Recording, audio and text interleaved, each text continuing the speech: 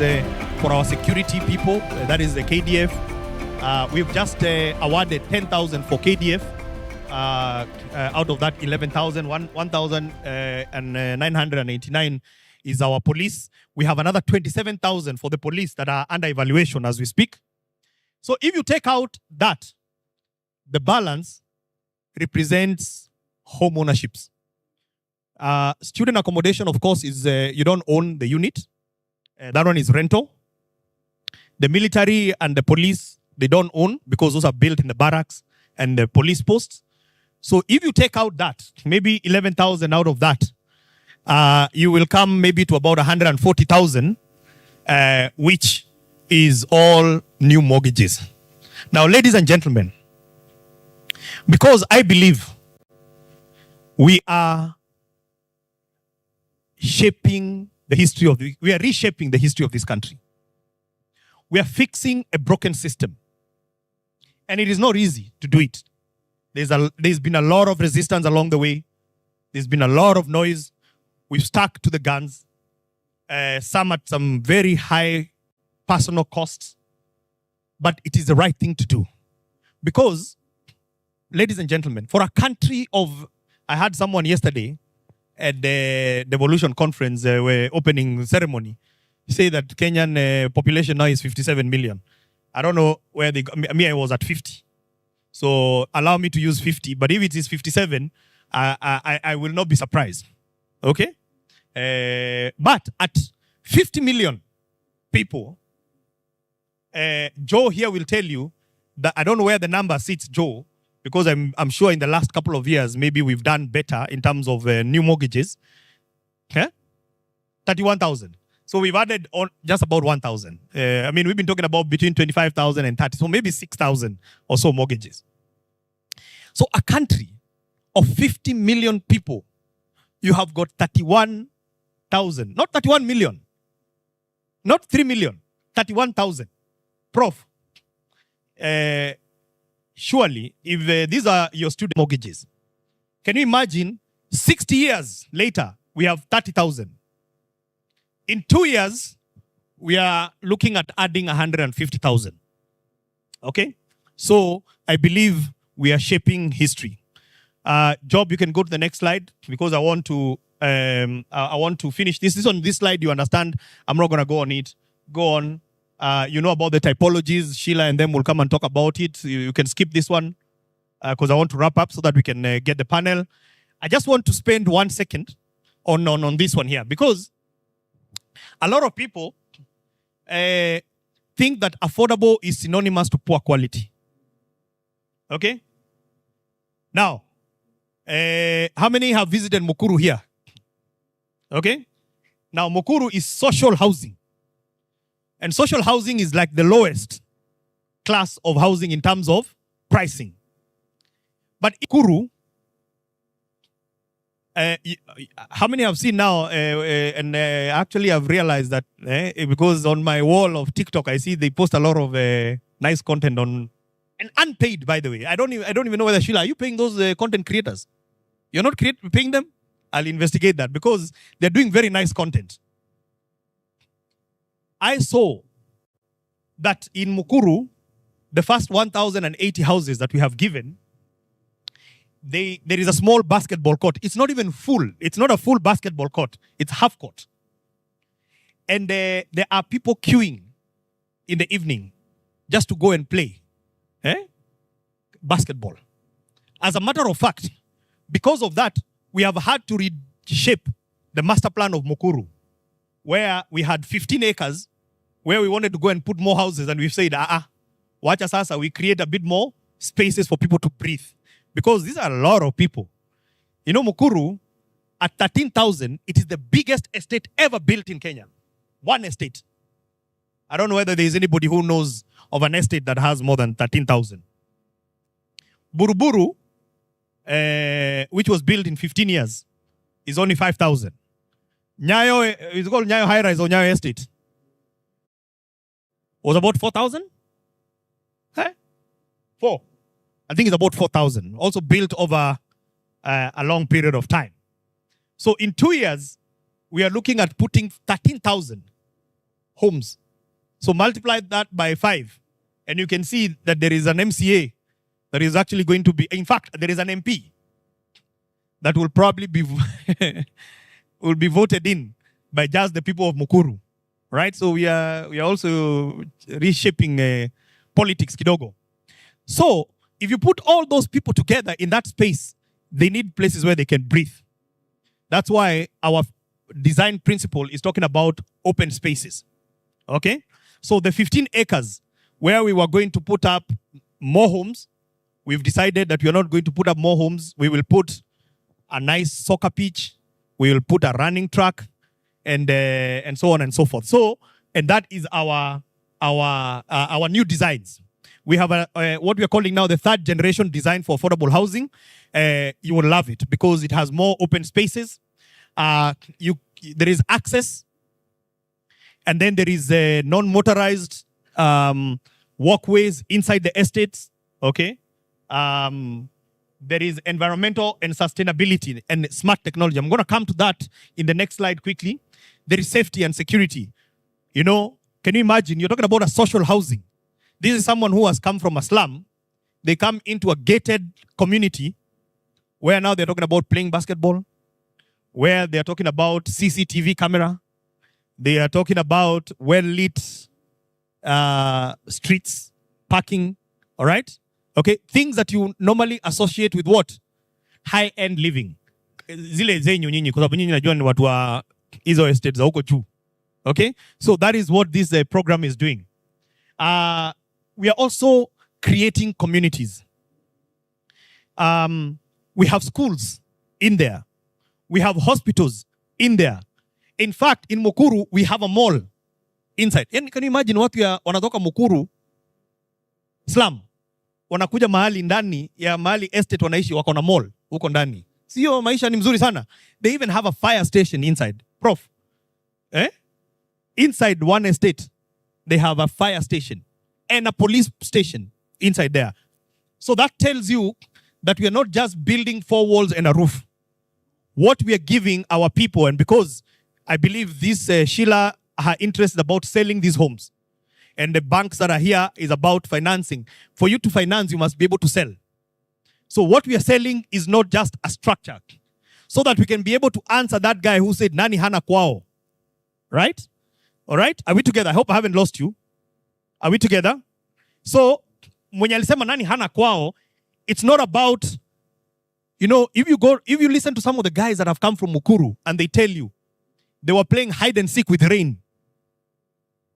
When it rains in Mukuru, because the roofs, they leak, you know, they keep on changing the position of the bed. Now you may think it's funny, but that's the reality of some families that are going through.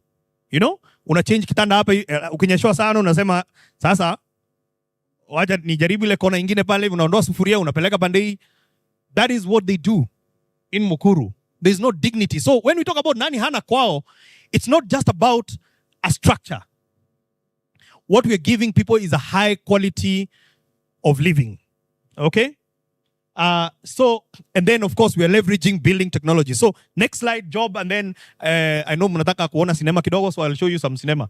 Okay, I think she didn't put it. So go back. There was a slide I wanted. Just go back. Okay.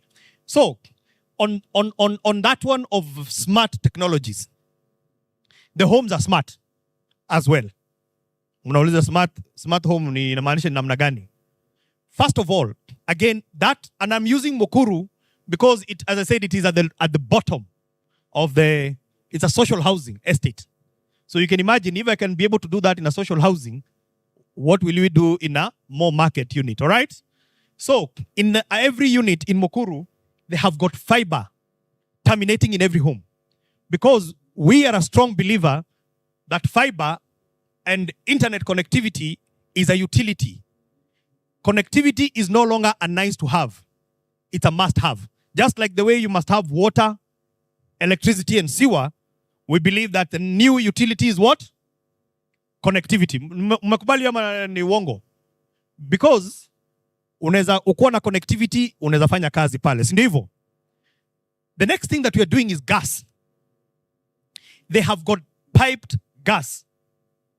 Si ile ya mtungi, tumewekea pipe gas huko ndani ya nyumba. Okay? Now, wale watu wa Mukuru, because you know there's a lot of learning that we are doing. When they got in those homes and they saw gas, wakasema hatutaki hii gas. You must allow us to let ile jiko yetu. We asked them, why will you want to bring the jiko ya makaa na stove? Wakasema, because we don't have money to buy a burner. Okay? We don't have money to buy a gas burner. And because I have my own jiko, wachana hiyo gas ni mzuri wewe wachana nayo. Mimi ndatumia makaa yangu. So we had to think very fast as a board. And we offered them burners. So we thought that every home that we built, especially for social housing, it will come in with a burner. So every one of those homes, iko na gas running and it has a burner. And the gas is prepaid. So kama uko na shilingi 10 na unataka kukula, you know, unajua kama uwezi pata gas ya shilingi 10 huko nje ya mtungi, si ndio kweli? Lakini hapa uko na shilingi 10, unawasha tu gas ya 10 bob, unachemsha maji, unakaranga whatever, mahali inaishia wewe unakula hiyo chakula. Maybe inakuwa medium rare ama something, but unakula. Hiyo siku uko sawa. Unaenda next day kibarua. Umeelewa hiyo maneno? So that is real upgrade. Ndio unaona wale watu wa Mukuru wanasema tunaishi maisha Europe. Na wengine wanadhani ni mchezo. You know, when they got there, good people, if you go to TikTok and you look at most of the TikTok content they created, I was surprised. Most of the TikTok content was created inside the toilet. A very strange place to do content, isn't it? So the TikTok, the toilets they created, I mean, they sat there on the toilet because they cannot believe that this is their toilet. They had a toilet that they shared with 35 people. Okay. Anyway, so let me finish up now by showing you some photos quickly so that you see believing, seeing is believing. And then just hold on one second, one back. Now, this is going to warm some of your hearts. Because of the critical mass that we have reached, number one item there are lifts. Okay? These are industries now, new industries that are coming to Kenya. This is the tender. I am going out on tender for lift assembling in Kenya. I need 1,900 time. I need 1,983 lifts. Okay? Now, good people, the total annual demand of lifts in Kenya is 750. Mtu ya KPDA yuko hapa. Lifts zote in the whole country before affordable housing was 750. And I want to use this to demonstrate to you how we are changing our industries. Mnanisikiza jameni? Total lifts were 750. Affordable housing comes in and adds 2,000 to the 750. That is 10 billion. So guess what? I will be going out on tender. And in that tender, I am not asking for supplier. Okay? These are magic one. It works better. So, we are asking for new lifts. But I just don't want a lift to be supplied. I want those Chinese, those Kone, those Schindler, I don't know which other lift, do you know, Fuji? All those things, I want them to come and set up here in Kenya. And we are giving them space. They start assembling. And in the tender, they will tell me in 2 to 3 years' time, which component inside the lift they will manufacture here. Sasa jameni, kwani mnadhani China ilianza industrialization namna gani? How do you think Korea started industrialization? So those are 11 industries that we are setting up in Kenya, and more are coming, by the way. I just wanted to say that. So, twende kwa kipindi kidogo sinema, alafu mimi niketi chini. Haya. Sasa hiyo ndio Mukuru mnaona hapo hivi. Those who have not been there, 13,000, go on. Bado Mukuru hapo. Hapo tuko hapa Homa Bay. Was the second home ambayo watu waliingia. There it is. Carry on. Nakuru, Bondeni, it's already finished. Watu wameingia, endelea. Haya, hizi ndizo tumeanza. Hapa tuko Machakos is next, where we are heading. Go on. Haraka haraka job, hizi ni Mabera, hizi ni Embu. Hapa ni Bahati, mahali nilizaliwa huko Nakuru. Endelea. Geshogo, let me tell you something about Geshogo. Because Geshogo also is a good demonstration of why housing. Geshogo, I am told that of all the tea producing areas in Kenya, the highest quality tea comes from where? From Gishugu. So what have we done? By creating homes in Gishugu, what are we doing? We are stopping people from subdividing arable land. They come and they live in an estate. Na waacha shamba ya kufanya nini? Ya kulima. Mnaelewa? So we are also dealing with land fragmentation and food security. Endelea. Hapa ni Kirinyaga, they are finished. Endelea. Nanyuki, hapo hivi ziko, hizi picha ni mzee by the way, hizi zimemalizika hasa. Endelea. Elbagon, ama Warufaga, for those from the Murema. Elbagon, hapa ni Kakamega. This one is next to State House. And next to the golf course. Can you imagine hustlers will be living on a Salimia hustler number 1 akipita hapo hivi? Alafu wanamwambia sisi tuko sawa kabisa. Alafu watu wakienda golf course, akuwa in the 11th hole wanasalimiana, ako kwa estate yake. Endelea. Mgwen huku ni Nandi. And you can see a lot more going on. So Nyandarua, I hope Prof is not running away. Is he going? Oh, he has another thing. Okay. Chapalungu, this is in Bomet. There was somebody on Twitter that was saying, alikuwa anasema, sorry, kuna mtu kwa Bomet huko alikuwa anasema, watu ya Bomet, who will live in a estate in Bomet? Kila mtu awacha hiyo 3 million ndena ninanua shamba, nijijengee nyumba yangu. But hiyo Bomet is one of our bread baskets. Hapa director wangu hapa hivi anajua Kisii is a big problem. Kwanza huko mnitafutie shamba Kisii ili tumalize hiyo, kwa sababu Kisii, if we don't do anything, it's a big problem. Kisii and Nyamira. Tuendelee. Kidiwa in Eldoret. Endelea. Job Baraka, Mackenzie hapo Thika. Hii ni next na kwa Wadosi hapo hivi. Unajua ile Thika Greens mwenye anacheza golf kama Goragora iko hapo. Roiro, this one is one of the best, almost finished. Endelea. Vihiga, Milimani. Unajua anything that you call Milimani ni kwa Wadosi. Kwa hivyo tuna disorganize Wadosi hapo, tunapeleka hustlers here. Haya, endelea. Isiolo hapo tulikuwa juzi. Endelea. Kinangop, mali waru zinatoka. Pia huko tunawaambia waachane na shamba, walime viazi, waishi kwa estate. Hapa ni Thika. Carry on. Thika bado. Thika we have Orchard, we have Bustani, we have like 4 projects in Thika. You know Thika is a big estate. Haya, Wajia. This place here, mimi baba yangu, my late dad, alikuwa anafanya kazi huko as a civil servant, aliishi hii estate. So tumeitengeneza vizuri. I was there. It was very, I used to live there when I was a small boy. Endelea. Thank you very much. Sheila, I hope I've done justice. Asanteni sana. Brian, the rest mnaweza kuja hasa.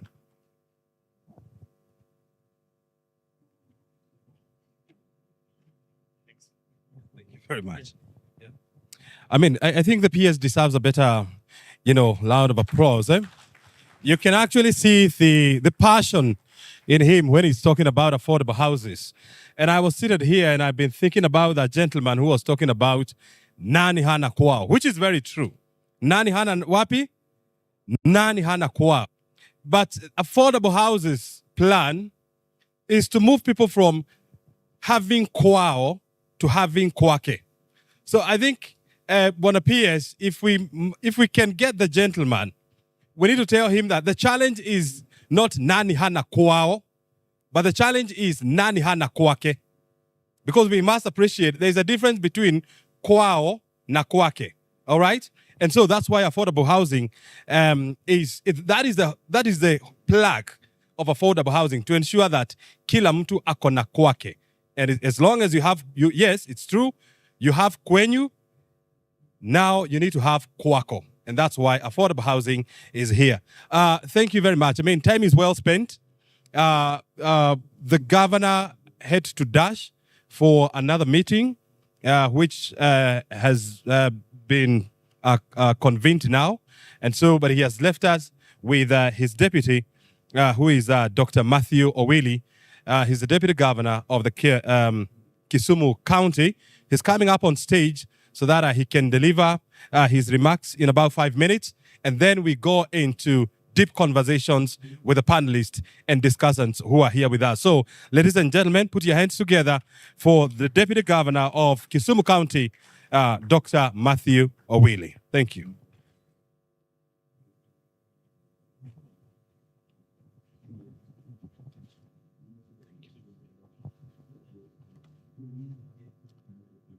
So, as you've been told, I am on the podium on behalf of the Governor of the County of Kisumu, Professor Peter Anyang' Nyong'o. He had a pressing matter that was coming up at 11:30, so he had to leave. And he asked me, PS, that I seek your indulgence on that matter. So, the following are the remarks of the Governor of Kisumu, Professor Peter Anyang' Nyong'o, who is also, the chair of the relevant committee at the Council of Governors. My dear brother, Mr. Charles Hinga, Principal Secretary, State Department of Housing and Urban Development. Our very distinguished panelists, ladies and gentlemen. The success of affordable housing program hangs on seamless collaboration between county governments, the national government, and the private sector. Counties, as the cog, act as the link between the national policy and the local realities. We engage regularly with the Ministry of Lands, Housing and Urban Development, especially the State Department of Housing and Urban Development, through joint planning, forums, and technical working groups. Now, this engagement ensures that national policy frameworks and funding windows align with county priorities. The national government provides key enablers as the Kenya Mortgage Finance Company, which lowers the cost of mortgage financing, and the Affordable Housing Fund, which offers subsidies to eligible developers and buyers. Counties, on the other hand, facilitate the process by providing the land and the streamlining of development approval process, including building permits and environmental clearances, and also assist developers in community mobilization and sensitization, ensuring housing designs reflect the cultural and lifestyle preferences of the community. On the demand side, counties conduct housing needs assessments and affordability studies, often in partnership with universities, research institutions, and the civil society. Now, these studies inform the type of housing units constructed, be they social housing units like what we are implementing under the PINUA arrangement, rental flats, low-cost mansionettes, or multi-bedroom family units, matching the income levels and the household sizes of the residents. Now, public-private partnerships are encouraged with clear contractual frameworks that protect both community interests and investor returns. In many counties, we have introduced tenant purchase schemes, cooperative housing models, and rent-to-own frameworks that diversify access. Now, planning is a critical component in the realization of affordable housing as a function of county governments. Now, ensuring that affordable housing projects are fully aligned with the county spatial plans and urban development policies is essential to create sustainable and livable communities. Now, all proposed affordable housing projects sites undergo what we call a rigorous review against the county spatial plans, which are developed in accordance with the Physical Planning Act and aligned with the National Spatial Plan. Now, these spatial plans dictate the zoning regulations, the density parameters, and land use allocations. The Urban Areas and Cities Act mandates the urban centers to develop integrated urban development plans, which provide comprehensive frameworks for managing growth, infrastructure, and service delivery. We leverage this to ensure housing projects fit within the larger urban ecosystems. We coordinate closely with Department of Lands, Planning, Environment, and Infrastructure to cross-check that the projects meet the following: one, are within the designated residential or mixed-use zones; two, do not encroach on environmentally sensitive areas, such as wetlands or riparian zones. Number three, that they include access to adequate road networks and public transport links. And number 4, they incorporate green spaces and other community amenities. For example, in our county, the new affordable housing estates of Kanyakwar, Lumumba, and Makasembo are deliberately sited adjacent to a future commuter rail station and a planned road expansion. Now, this transit-oriented development approach promotes sustainable urban growth, reduces traffic congestion, and improves affordability by lowering commuting costs. Additionally, we incorporate climate resilience and disaster risk management in spatial planning to future-proof developments against floods and other hazards. This means including proper drainage, flood buffers, and environmentally friendly, sensitive landscaping. Now, counties also enforce compliance with building codes and standards to ensure safety and quality. Through periodic audits and community feedback mechanisms, we maintain alignment throughout the project lifecycle.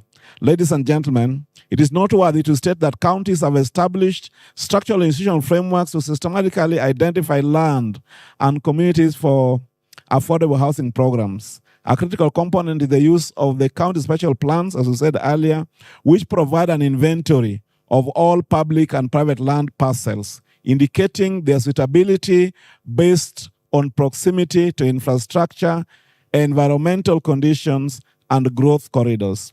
This is complemented by the integrated urban development plans, which guide urban expansion and identify priority settlement areas.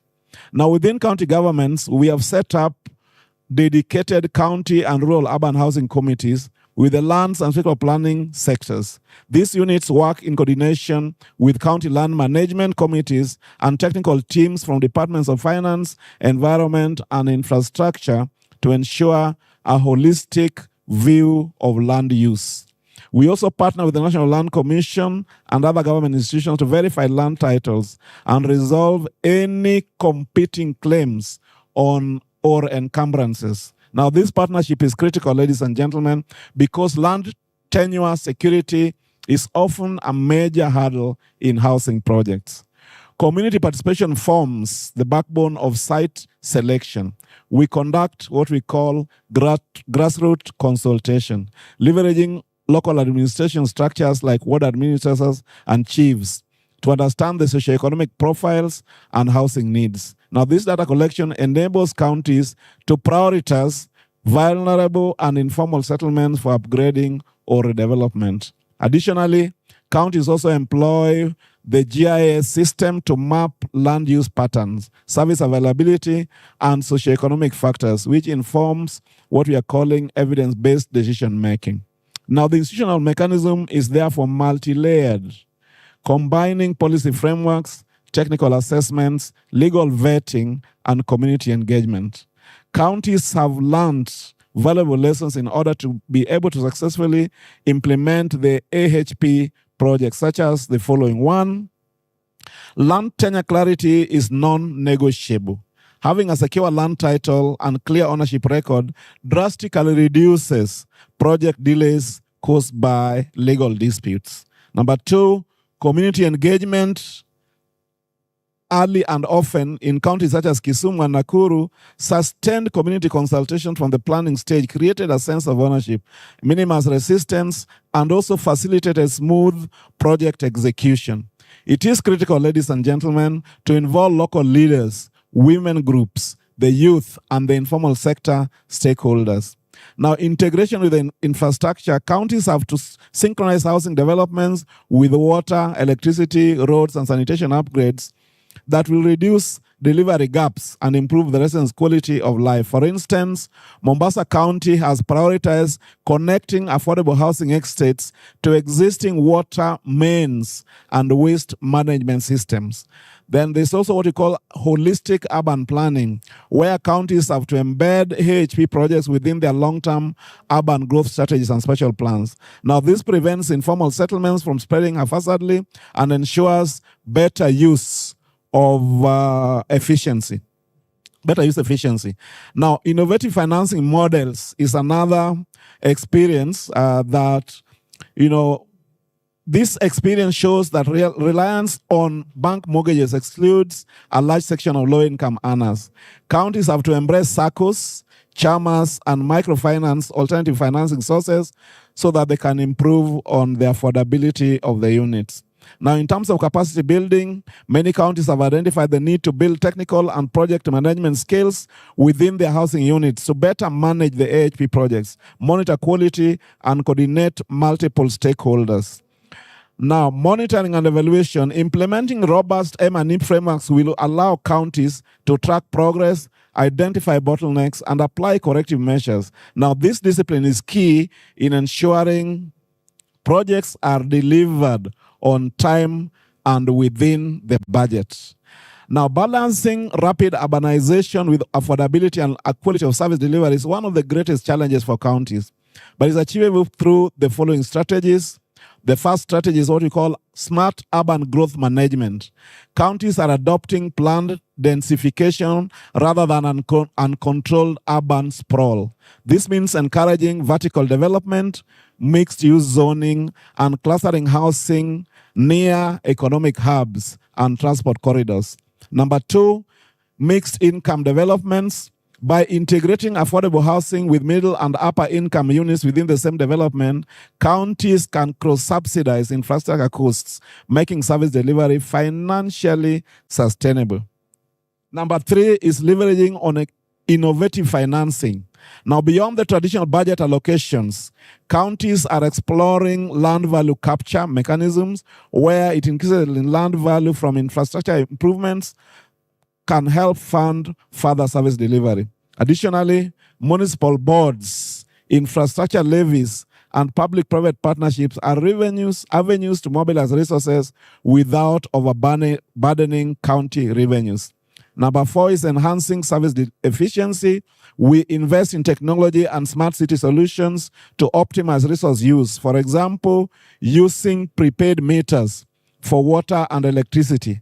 And now we've been told by the PS that we also have prepaid meters for gas, which is already reticulated in some of the developments like the one in Mukuru. This can ensure cost recovery and reduce wastage, allowing us to sustain service despite growing demand. Number five is what we call prioritizing essential services. Now, in a rapidly urbanizing area, counties focus on ensuring access to critical services first: clean water, sanitation, solid waste management, health facilities, and schools before expanding housing footprints. Number six is what we call community engagement and capacity building.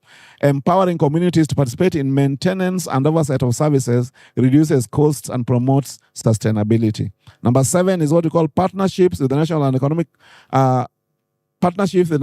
development partners. We work with the national government and development partners to access conditional grants and technical support targeted at urban service delivery. Now, in summary, a combination of sound urban planning, innovative financing, efficient service delivery, and stakeholder collaboration enables counties to deliver affordable housing alongside reliable services, fostering what we call inclusive and sustainable urban growth. Thank you, and I wish you fruitful deliberations and successful delivery of affordable housing for our people. Those are the remarks of the Governor of the County of Kisumu, Professor Peter Anyang' Nyong'o, and I turn it over to you.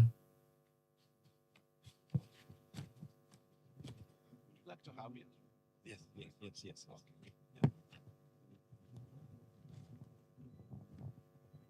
All right. Another round of applause for the Deputy Governor for articulating the issues quite clearly.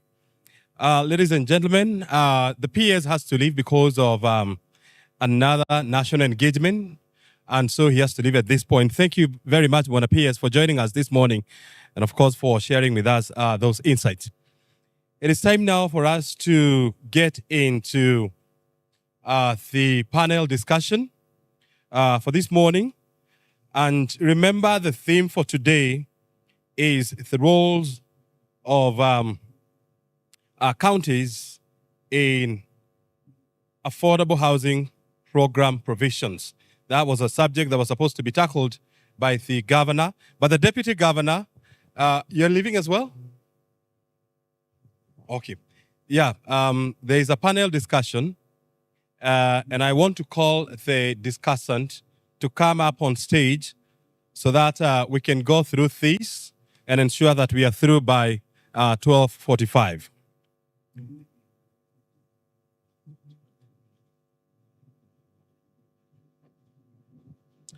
And so, ladies and gentlemen, help me in welcoming on stage Ms. Sheila Waweru, the CEO of Affordable Housing Board. Let's put our hands together for Madam Sheila. She's the one who is steering the agenda of Boma Yangu at the Affordable Housing Board. She's going to be part of this conversation. Thank you very much indeed. Next,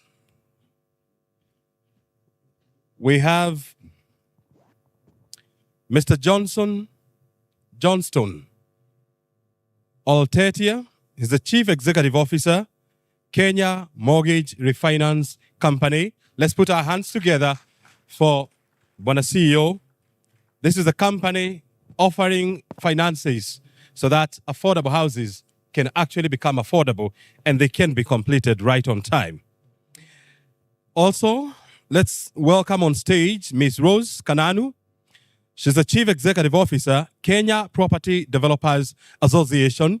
This is an association that brings together property developers in Kenya. And so they are critical in the affordable housing game. Thank you very much indeed, Madam CEO. We also have Mr. Chris Chege. He's the Director of Operations at Credit Shelter Afrique. Shelter Afrique is a Pan-African agency whose business is to ensure that affordable credit is on lend to people. Thank you very much indeed for joining us, Mr. Chege. We also have Mr. David Nyandoro, Chief Land Registrar, State Department for Land. He's joining us. We all know that the State Department for Lands is very critical because if we don't have land, then we're not going to have houses. He's joining us here so that he can help us connect the dots. So this is the team that is that will be taking us through this conversation. Unfortunately, because of emerging issues, we couldn't have the governor and the PS joining us, but you can be guaranteed that this team will indeed deliver. I'm going to give them 5 minutes each to make their opening remarks, and then thereafter we'll go into Q&A. And I'm starting with Sheila Waweru, the CEO, Affordable Housing Board. Thank you. Is it still morning? Good morning.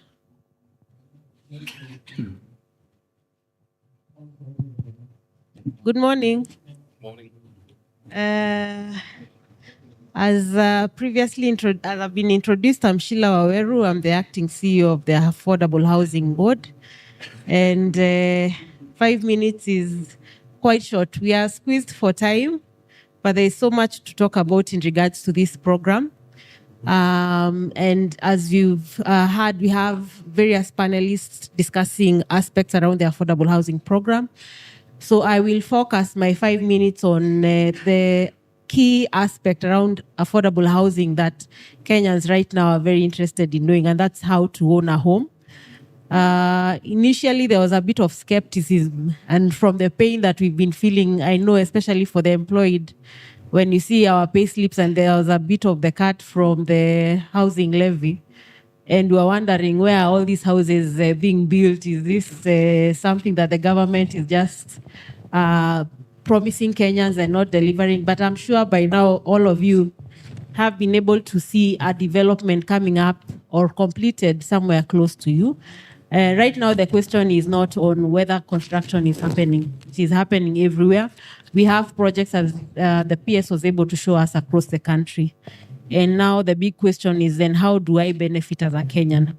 Remember the levy, the 1.5% of your income and also matched in under the informally employed segment, where the employer matches with a 1.5% deduction of your gross income, is not only for the formally employed. Even those who are in the informal sector are contributing and are supposed to contribute 1.5% of their income to the affordable housing levy, which is a levy. It's not a contribution to your specific, to your deposit towards a house or towards payment of a house. That is a levy, unless, unlike the previous misconception that that was a contribution to your house. So please do not have a deduction on your income happening and you let this program pass you by, you know. Currently, we have houses at the lowest rates across the country. Anywhere you're finding an affordable housing program, if you compare the cost of rent, the cost of rent around that area and the cost of these houses and how much you'd be paying on a monthly basis, or the total cost of a house, maybe it's a 3-bedroom unit, you'll find most 3-bedroom units are going for something between 6 and 11 million Kenya shillings. Our bedrooms are as low as 3 million Kenya shillings, depending on your income category. And it does not mean because they are somewhere remote or rather very poor location.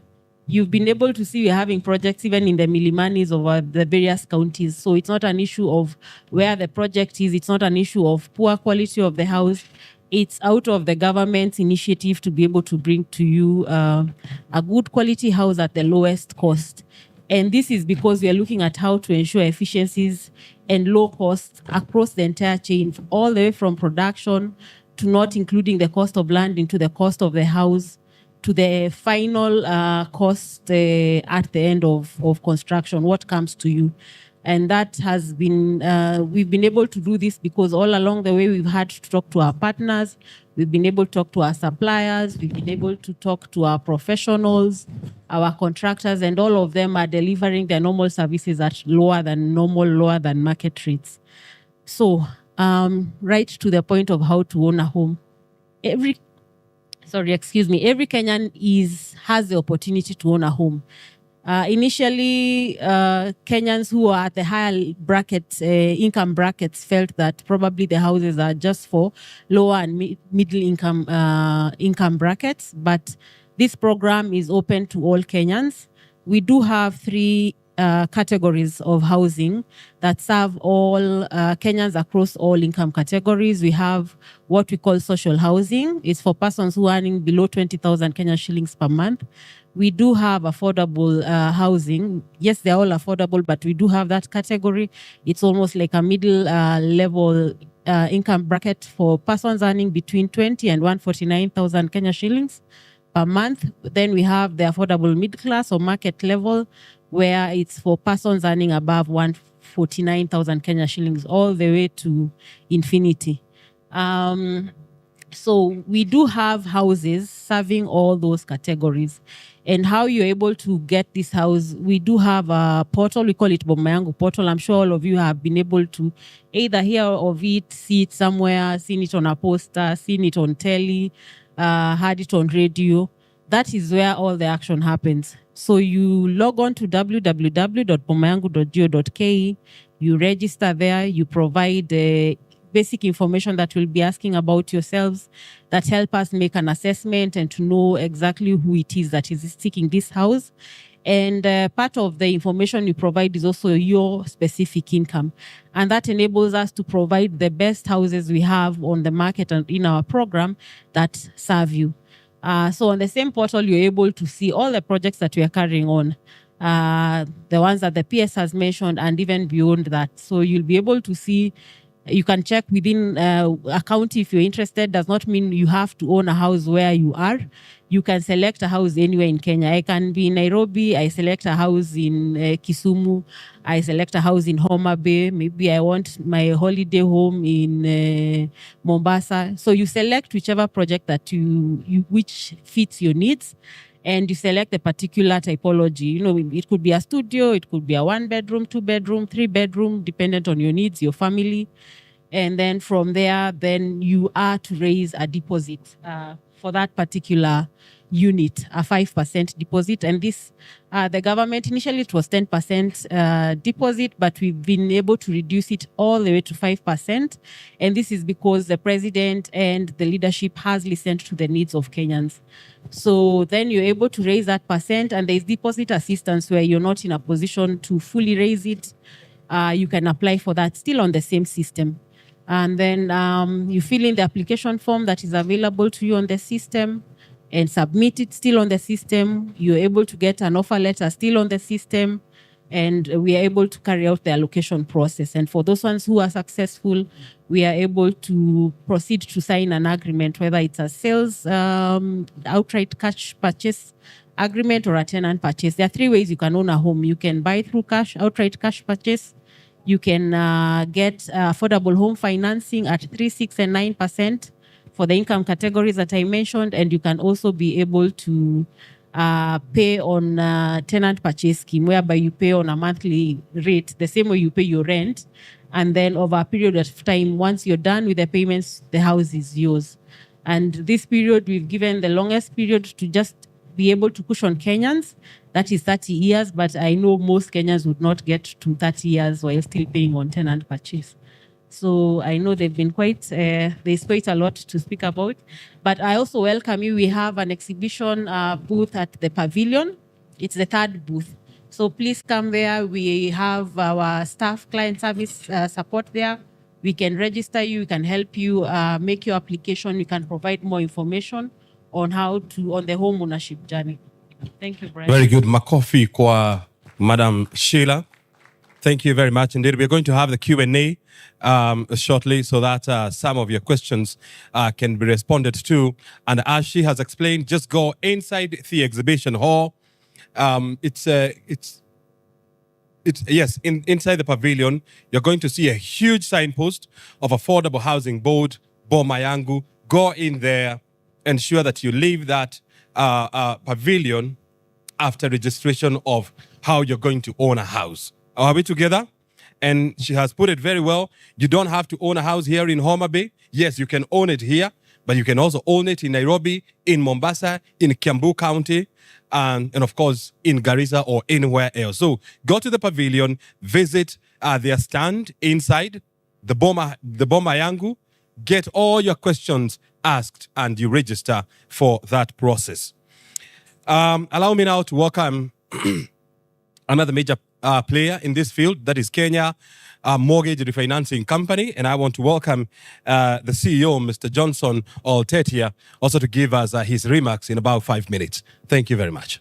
Thank you. Can I take a podium? I just thought I can explain better when I'm standing here. Can you hear me now? Perfect. Good afternoon. I saw some people struggling to hear when Sheila was talking, and I thought it will be better if we have either better mic or me standing so that I can drive the point home better. So my name is Oltetia, otherwise known as Joe or J.O.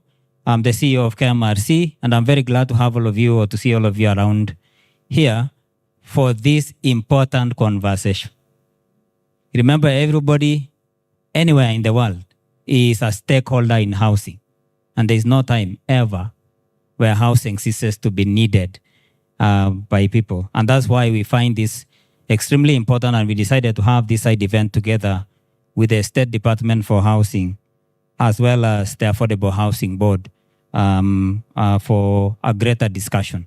The people who are in this panel are all important stakeholders in housing, from lands to financiers, to the Affordable Housing Board and others. And they essentially are the people who will help you to get a home.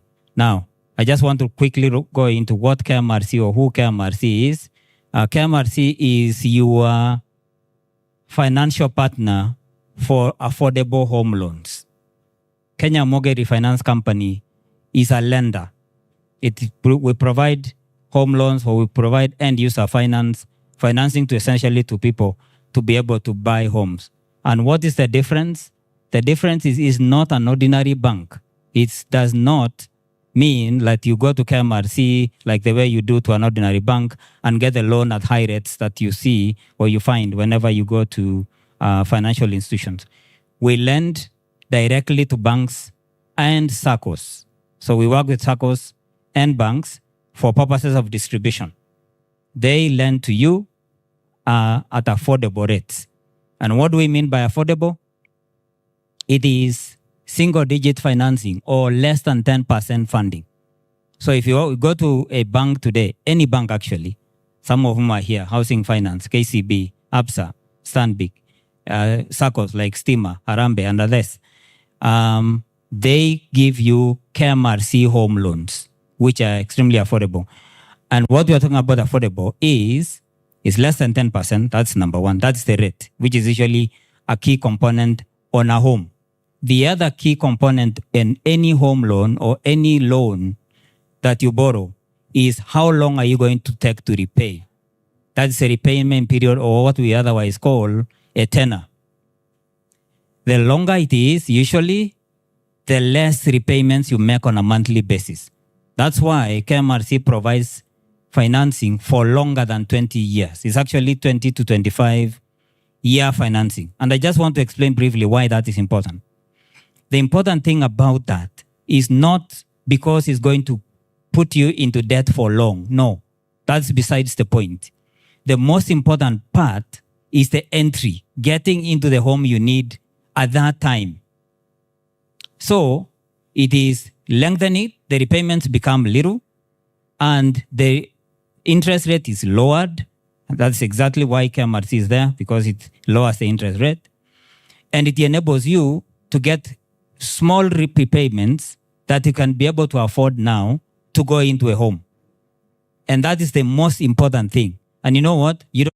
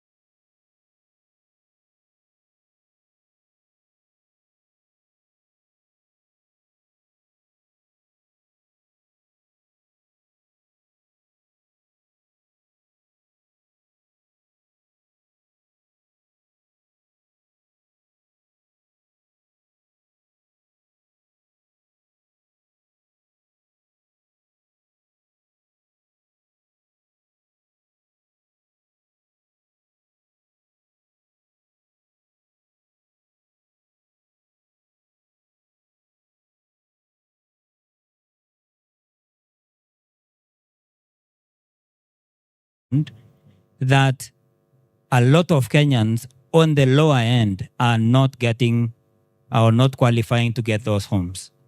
A lot of people in Kenya which is actually about 80 to 88%, in MSMEs, in essentially in the low income part of the market. What happens there is that the banks consider, or the SACCOs consider them high risk, and therefore they are not able to lend to them. And that is why at KMRC we decided to form what we call a mortgage guarantee arrangement or a risk sharing arrangement. The reason why we formed that is that we want to encourage financial institutions to go down market. How does that work?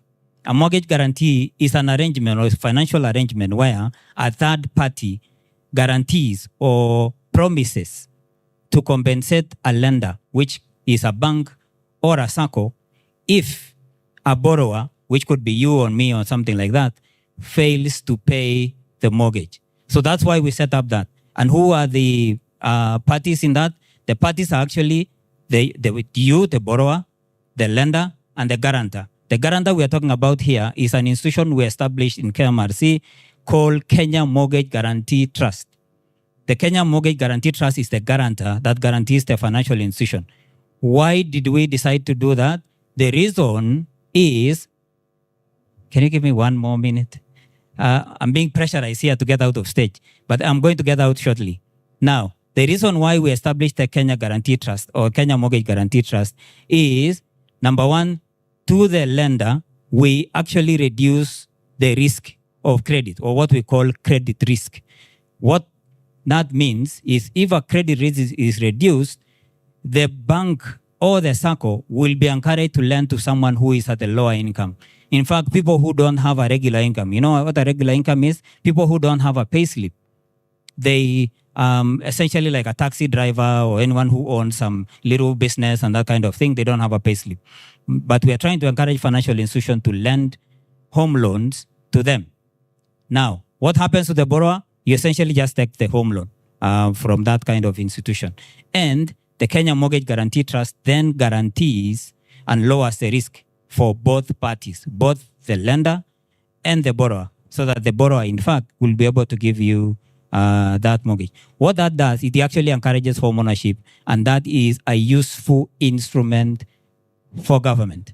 Now, with that kind of pressure, so please visit us at our booth over there and stop paying rent. So that's why you have that KMRC thing there saying, jana ni tenant, leo ni mwenye hao. And even another one here, that you can actually convert your rents into a repayment for your home. Rent, in most cases, is like a sinking fund. You're just putting money, you're never going to recover. So what we're encouraging people to do is convert that rent, because it's actually going to be equivalent. The rent you're paying now is actually equivalent for a repayment of a home. And that's why, because government is developing a number of units that are affordable, private sector, because of that encouragement that we have, because we have a lot of financing for that, has also gone that direction to start developing low, affordable homes. And they're actually decent, affordable home. That is the underlying statement that we have. It must be decent and affordable. So welcome to KMRC. We are very, very glad to see you around, and we provide a lot more information for that purpose if you need a lot more clarity. Thank you very much. Thank you very much indeed, Bwana CEO, for that. I mean, time is never enough, but we'll try and condense as much as possible and ensure that we give you all that you need to know. If you want more information, you can always visit their stand inside the pavilion. They are open. They are ready to respond to your questions, and of course, for any clarifications. Ladies and gentlemen, we all know that land is very important. Is one of the critical components when it comes to home ownership, not only here in Kenya, but around the world. And so we cannot have a conversation on home ownership without land. And that's why in our midst we have the State Department State Department for Lands and Physical Planning, and the conversation will be around sectional titling in affordable housing program. And I just want to welcome on stage Mr. David Nyandoro. He's the Chief Land Registrar in the State Department for Lands. Put our hands together. And I'll also be recognizing a very important person who has just joined us. I want you to hold it there. I'll tell you who is in the house with us. Nyandoro, please take it up. Thank you. Sometimes 5 minutes is too short when you have so much in your plate. But allow me to say that the State Department is one of the 3 departments within the Ministry of Lands, Public Works, Housing and Urban Development. As a State Department, we set the standards in management of land through the National Land Policy, and we guarantee the security of land tenure. More often, the issue that revolves when you talk about land is the issue of ownership documents. How do I ascertain or how do I know this property is mine? We today are talking about affordable housing and what is the role of the State Department when it comes to issuance of ownership documents. We have just seen a presentation by PS Inga, and if you looked at it, you could see the units. Then the issue could be, how then do you issue titles when we are used to issuing titles on land, and now we are talking of titling of units? In order to have this come to reality, in the year 2020, we came up with the Sectional Properties Act, which provides for the subdivisions of units. I want to avoid using very technical words such as georeferencing.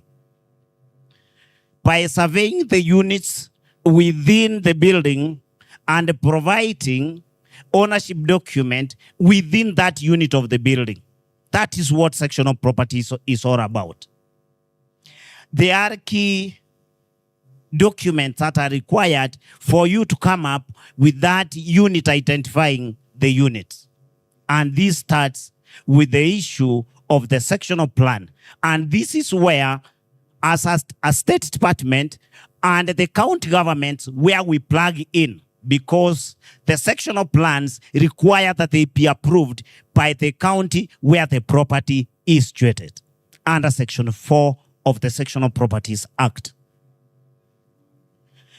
Allow me also to say that in the process of titling of sectional units, there is an aspect of a chameleon. If we know the life cycle of a chameleon, for the new ones to live, the mother must die. So is the issue that you have a big land which has one title. That title has to be surrendered so as to create sectional plan to give part to sectional titles in the name of sectional units, where you will have a land register for each unit.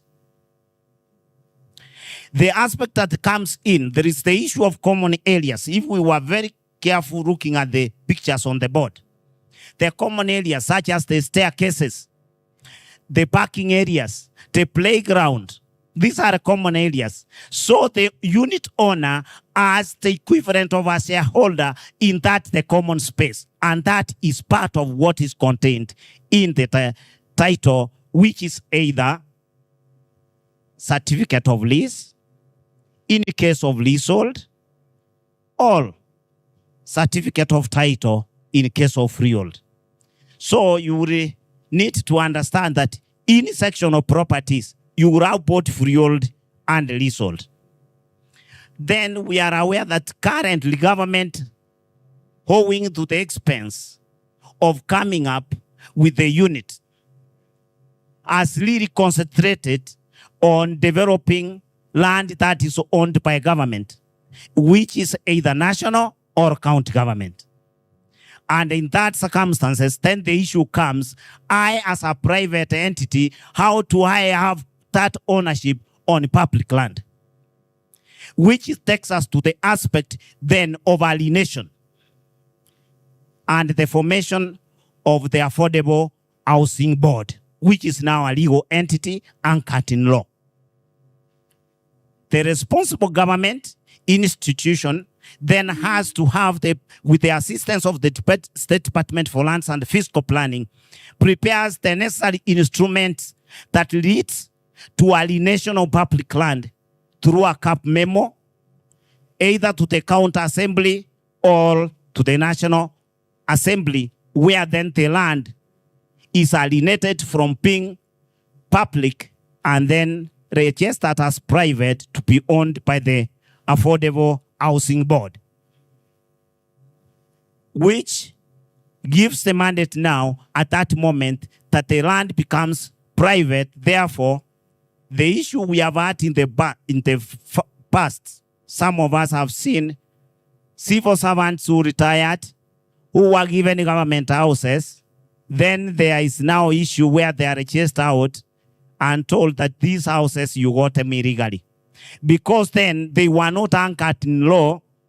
We have also seen what happened in Nairobi recently, Sauli Moyo, when people were told to move out so that houses can be developed. They said, no, we have been here for too long. They have been paying rent, they did not have proper ownership documents.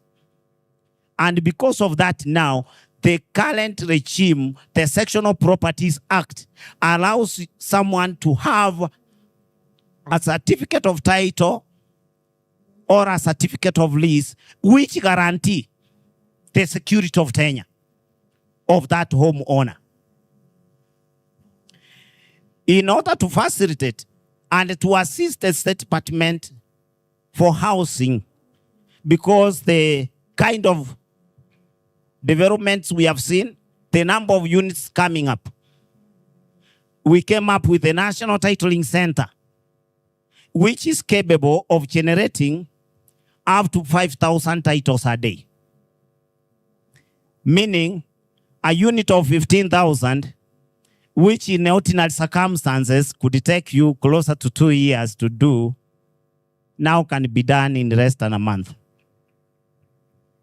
This, if you allow me to say, is a change from what we have with the problem we have also had in the KISI projects, where we have the issue of informal settlement which are not properly demarcated. Then when you go, you find the sizes are too small for you to issue a title. Then you are forced to ask the owners whether they can agree and become one, and you will ask yourself if the next who owns that small space comes from Siaya, another one comes from Isiolo, another one comes, how are you going to have them together to agree to co-own? Now, this affordable housing through the Sectional Properties Act goes under to resolve the problem and the challenge of ownership when it comes to that space. And as of now, in Nairobi, Mombasa, Murang'a, and Isiolo, we have already embarked on the digitization of all our land records. Any titles issued in Nairobi will now be issued digitally in the process of digitization of our records, where we are also assisting the county governments in also digitizing part of the records, because they form the information held by the county government forms part of the parcel information, which is a key driver in terms of assisting the homeowners to have easy access of information, to be able to transact from the comfort of their desk, and also to be able to give that security that when you have that document, tomorrow you will not be told somebody else has the same document like your documents. The digitization sorts all that problem. We welcome you to our exhibition 219 so that you can learn more. And if you have not registered on Altisasa, we ask you to kindly register, because for you who owns property where you pay land rent. Now you do not need to wait for the properties here in Homa Bay to be on Ardhi Sasa, because through Ardhi Pay you can go straight and make your payments and land rent, and the clearance will come to your phone. Thank you. Yeah, thank you. Thank you very much, Mr. Nyandoro, for taking us through what the government is doing to ease the process of getting a title. And we all have a history of the challenges we go through when you want to acquire that critical document that really confirms that you are the rightful owner of that piece of land that you have. So thank you very much indeed. Well, I told you that we have a surprise guest in the house. This is none other than the governor of the great county of Nandi, His Excellence Stephen Sang. He's with us here. Salimia watu wako. Asante sana. And I know that we also have affordable houses project taking place in Nandi County at a place called Emgwen, Chesumei. Yeah, this is Chesumei sub-county. So if you would want to live in Nandi County from Homa Bay or from whichever county, just go to the website of Bomayangu, go to the profile of Nandi County. You're going to see the units that are being developed there. It's such a beautiful place. It's called Emgwen Affordable Housing Project in Chesumei sub-county. Sorry? There are actually two of them, yeah? So you have options. You can live in Nandi County. Thank you very much indeed, Governor, for joining us this morning. Actually, this afternoon now. Ladies and gentlemen, I also want to welcome Mr.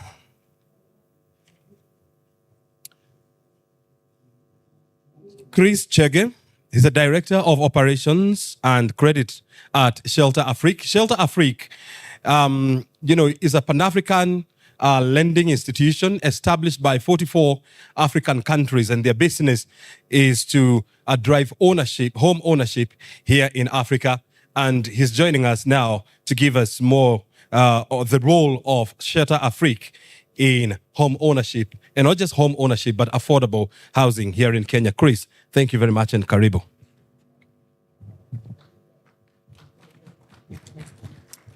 Thank you very much, moderator and the panel. And allow me just for a few minutes just to share who Shelter Afrique is. Like put across, Shelter Afrique is owned by 44 African countries. It was formed when most of the governments realized that championing housing in Africa was a big challenge, basically because mobilizing financing for housing is not very easy. And what Shelter Afrique was mandated to do was to go through and try and understand how we can galvanize the housing sector across the 44 markets. So what we do basically is that we have partnership with 4 segments of the market. One is the banks and financial institutions, who we do rent directly. The other one is developers, skilled developers, people who are able to do big projects. They come under our fund. The other one is public-private partnerships, where we do partnerships with the private sector and also with the government, and to try and see where we're able to scale projects. And the last one is where we do fundraising, which is maybe another core mandate. And the kind of fundraising we look at fundraising that has an impact. If you look at real estate, it's changing across the market right now. There is more emphasis on green. There is more emphasis on affordability. And the two by themselves do not go parallel. You can't talk about affordability and then say green, because green is to have, like what PS told us, you have more open ground. Whenever you present that to a developer, he'll tell you how much more he can be able to do. So for that to happen, then you have to look for what we call impact funds. You have to look for funds that are directed into climate, because they tend to be cheaper. For you to achieve that, then you must prepare projects within a country to be able to fit in that kind of a mandate. So one of the things we do is that we have a model we call Viro. And our Viro model is just to go into a market and look who are the initiatives that are there. And let me, at this point, thank Kenya. We did our analysis last year, and Kenya is the best program in Africa 2024. There is no program of that nature, that magnitude, the boldness and the reach. Nobody had tried that in Africa. So it is to look at the initiatives, look at the vision, look at the institutions, regulations, and the actors, and then come together. And that's why you're quite excited here, looking at KMLC, which is on the side of maybe secondary mortgage market, and looking at also, the board, which is almost again also at the secondary, and looking at the banks, the SACCOs, and everybody else. It means now we are having the full 360 view of our real estate. And I think that is where we needed to be. If you look historically, developers have really suffered. And not only in Kenya, also in other markets. Why? You build houses, there is no visibility at the end, you get stuck with properties. So our studies, and we've started, and I think Kenya, we are beginning. We've already gotten a TA from African Development Bank to do a study in Kenya. And mostly we've been encouraged by the ministry to look at the gaps that we have. We've done 6 in Africa today, in the Southern Africa. And it's very interesting because every country has got a model, but the models don't talk to each other. Speaking to Kenya, where we are, we've seen programs that we are able now to start thinking around here. In Kenya, SACCOs are a big thing. SACCOs have not taken their position in housing. And SACCOs can redefine how housing is done. We can shift from the 30,000 that we are talking about to hundreds of thousands. Like I said some times back, I have data that tells me SACCOs on average will do 950,000, have about 950,000 so-called loans, which are mortgages in a way. So if you take the 950 and the 30,000, you see what we are talking about. So the role of SACCO is one of the things we are doing, and we are looking on how to get a product that we can work with the banks to enhance that segment. I think the other thing that I like to mention, I think it's the way we have been financing. In Kenya, we have come in to finance now the value chain. We are starting to look at the value chain. And the PS did explain very well the visibility of looking through who are within your value chain. And the dealing with the Juakari sector comes in very handy. So one of the things they're doing is how do we finance SMEs? So we are launching guarantee models that are going to help. We've launched the guarantee model in other markets in Nigeria, but in Kenya, we'll be launching guarantee models that are going to enable developers go back to the bank and also suppliers go to the bank as a way of easing the flow of money within the value chain of housing.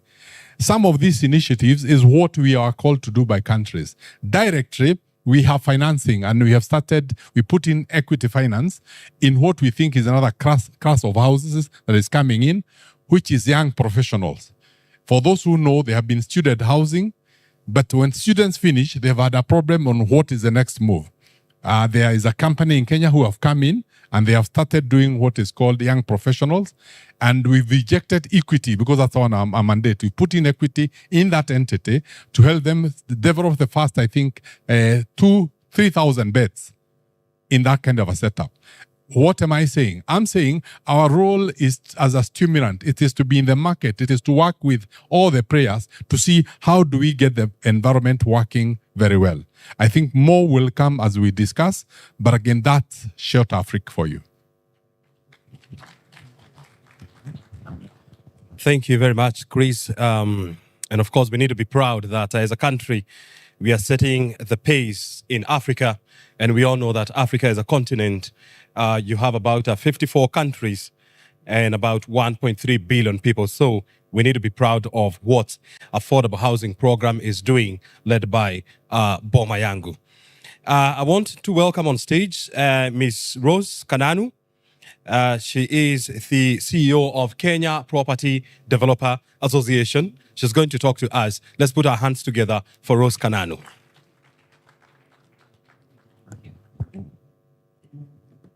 Good afternoon, everybody.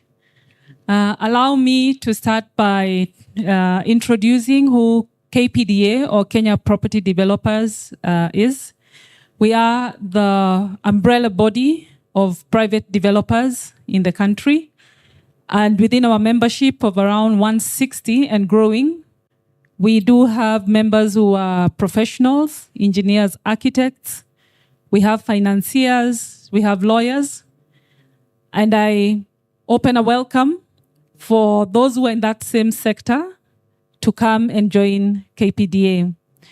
Recently, we are also partnering with the Kenya National Chamber of Commerce so that we can leverage the nationwide membership arrangement, because at the moment, KPDA is largely developing properties within Nairobi, Kajiado, Kiambu, Machakos.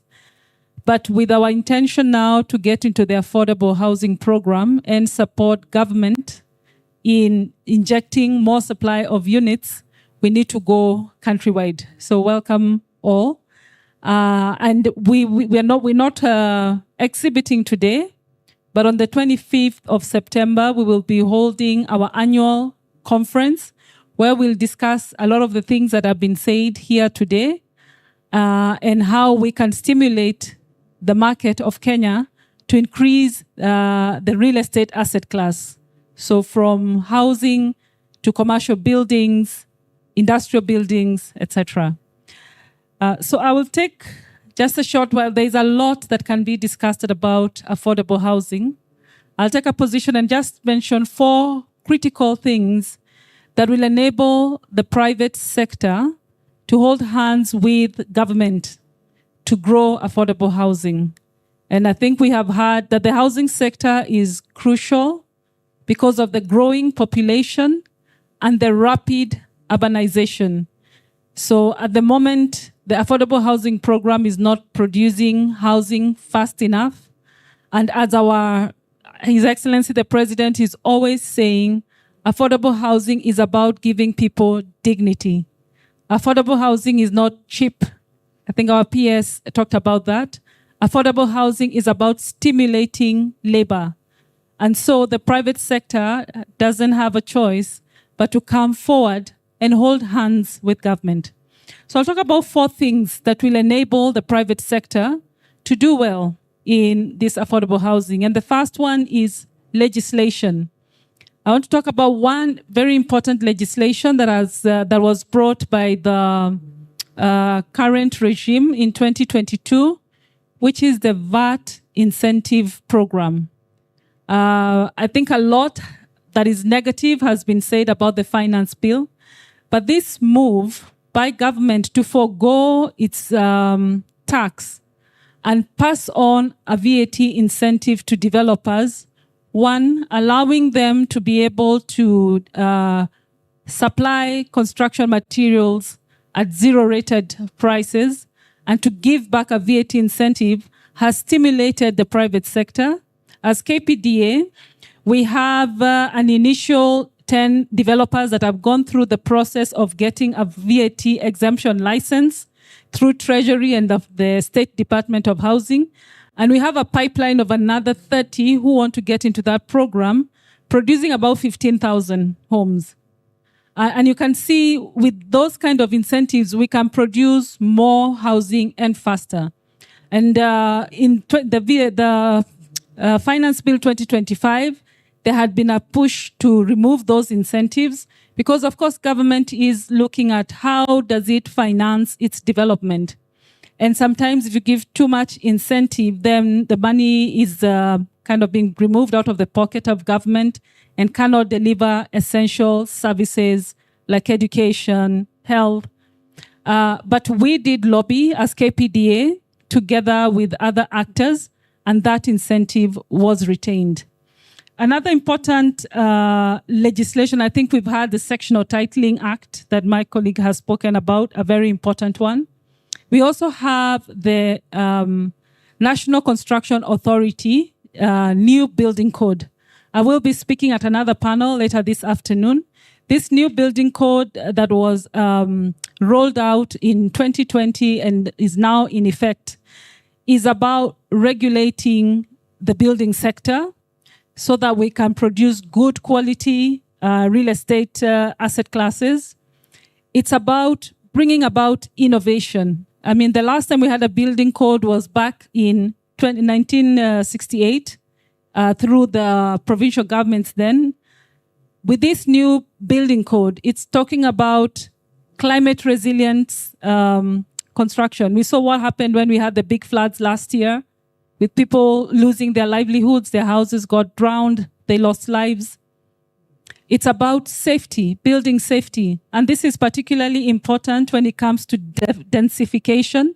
I think we've all heard about Sakaja talking about 20 floors, 30 floors, and people are pushing back. But the rate at which we are urbanizing means we will need to build stacked up housing. And when you start looking at that, then we need to bring about legislation that talks about safety and around use of lifts. It's about the quality of those houses. So the next thing that I'll talk about is infrastructure support. The private sector would not be able to deliver infrastructure, the roads, the housing, the water. And therefore, for this to be successful, government would need to co-finance and bring in the infrastructure, and the private sector will come in with their land banks so that we can produce more housing. So that's critical. And finally, I think important to the county, since we are here on the devolution, it is the county governments that will take up and roll out the National Building Code. However, there's a very important role that the counties are playing when it comes to permitting of construction. At the moment, we have a challenge in that the process of issuing building permits is not fast enough. So we are engaging as KPDA with county governments because we need to speed up that process of issuing the building permits so that the private sector can get involved. So I want us to wrap up and say again, Kenya Property Developers Association is open for membership. We want more property developers to join so that we can build this beautiful country of ours. We want business people who are seeing an opportunity to grow in this affordable housing. And I invite you again to our conference in September 2025, 25th of September. It will be held in Nairobi at the Hyatt Regency, and we'll have more of these conversations. Thank you. Thank you, Rose Kananu, for taking us through the role of private developers in the affordable housing project. There is a request that people are missing Seattle. All right? Si mnajua Seattle ni wapi? DJ, can we feel a little bit of Seattle? So let's be upstanding. We all know Pastor Nganga. He's been talking about going to Seattle, Maju. Do we know that song? So the DJ is saying that we dance a little bit to Maju, and then we'll get into the beautiful session of Q&A. DJ. So this is your moment to do it your style, all right? If you want to do it the Baba way, okay, you're okay. If you want to do it the Trump way, all right? You're very comfortable. If you want to do the Ruto way, all right? So all of us, DJ. Ninaenda macho. Ninaenda macho. You have to put up an attitude. Tegea kumbia sana. Hauwezi enda Maju kama hauna maringo kidogo. Kumbia sana. Let's do it the Papa way.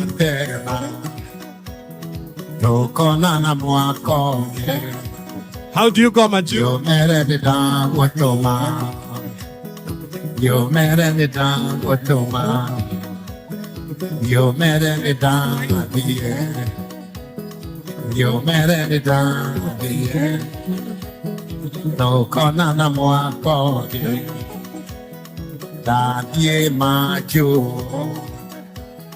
Ninaenda Seattle. Thank you very much. Tukutane Seattle. Tukutane Seattle.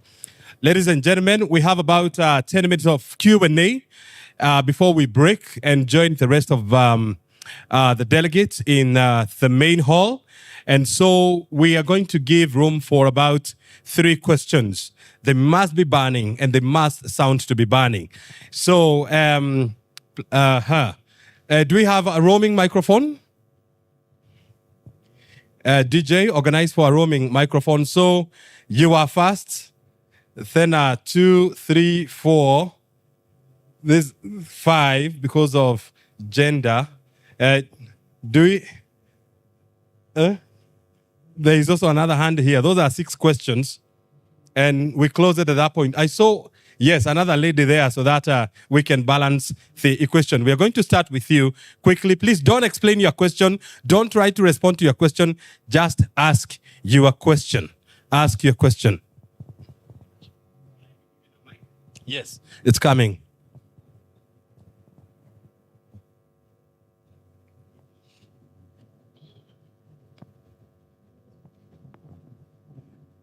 Good afternoon. Good afternoon. I'm Dr. Peter Ogola, the CCM in charge of lands, housing, and urban development, Homa Bay County. We are the first county which started affordable housing, and we broke the ground. And my questions will be directed to Saila because we have interacted with her. Thank you, Bwana Nyandoro. You have always done, whenever I call you, you have always been there for me to get the sectional titles. Now, Madam Sheila, what is the role of the Affordable Housing Board, the local ones? Because there was we signed an MOU with the National Housing Corporation when we were building the affordable housing, and there were some benefits which were to come to the county because the land where these buildings are put are for the community.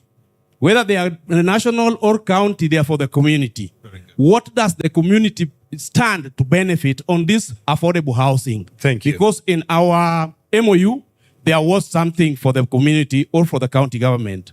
And therefore, but we also formed the Affordable Housing Board, and we have members.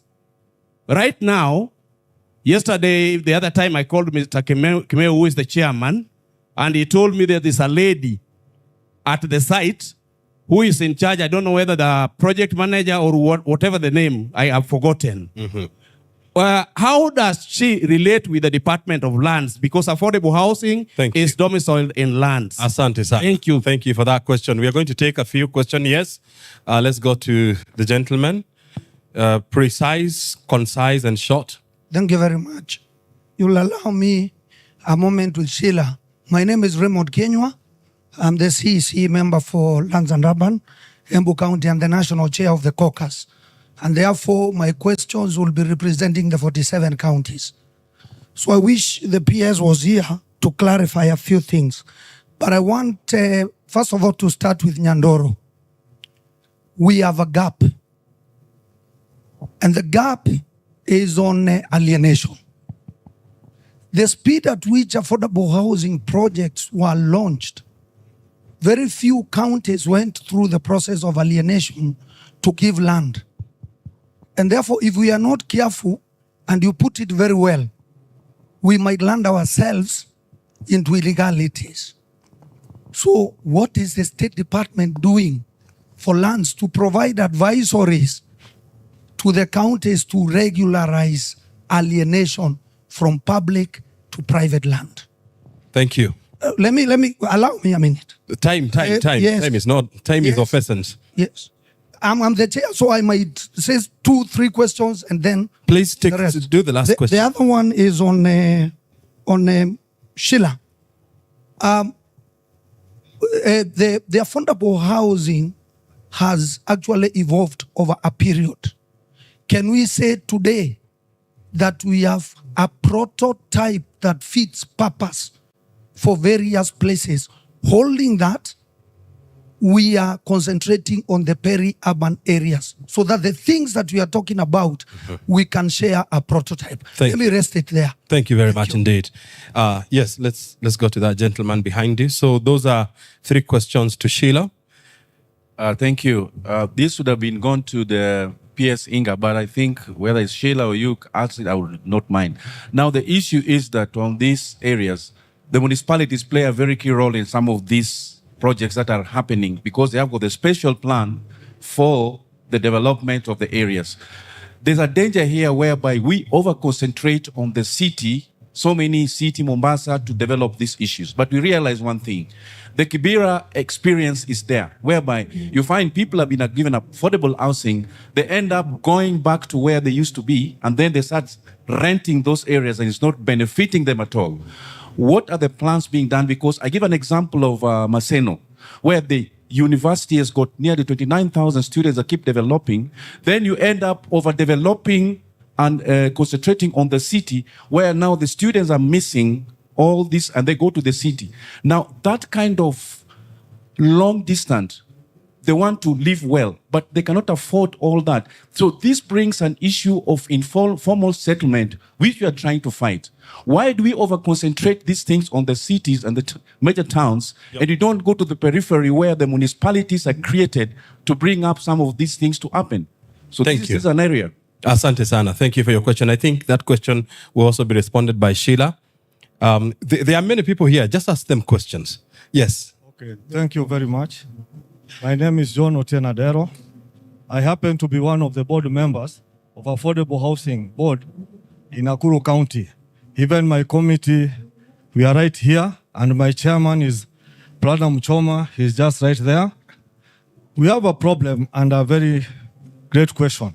Mtangazaji, you just give me time. Because we don't have time. No, don't worry. We have time because we have only this time to ask our questions. Kindly ask your question. It is rarely to get these people.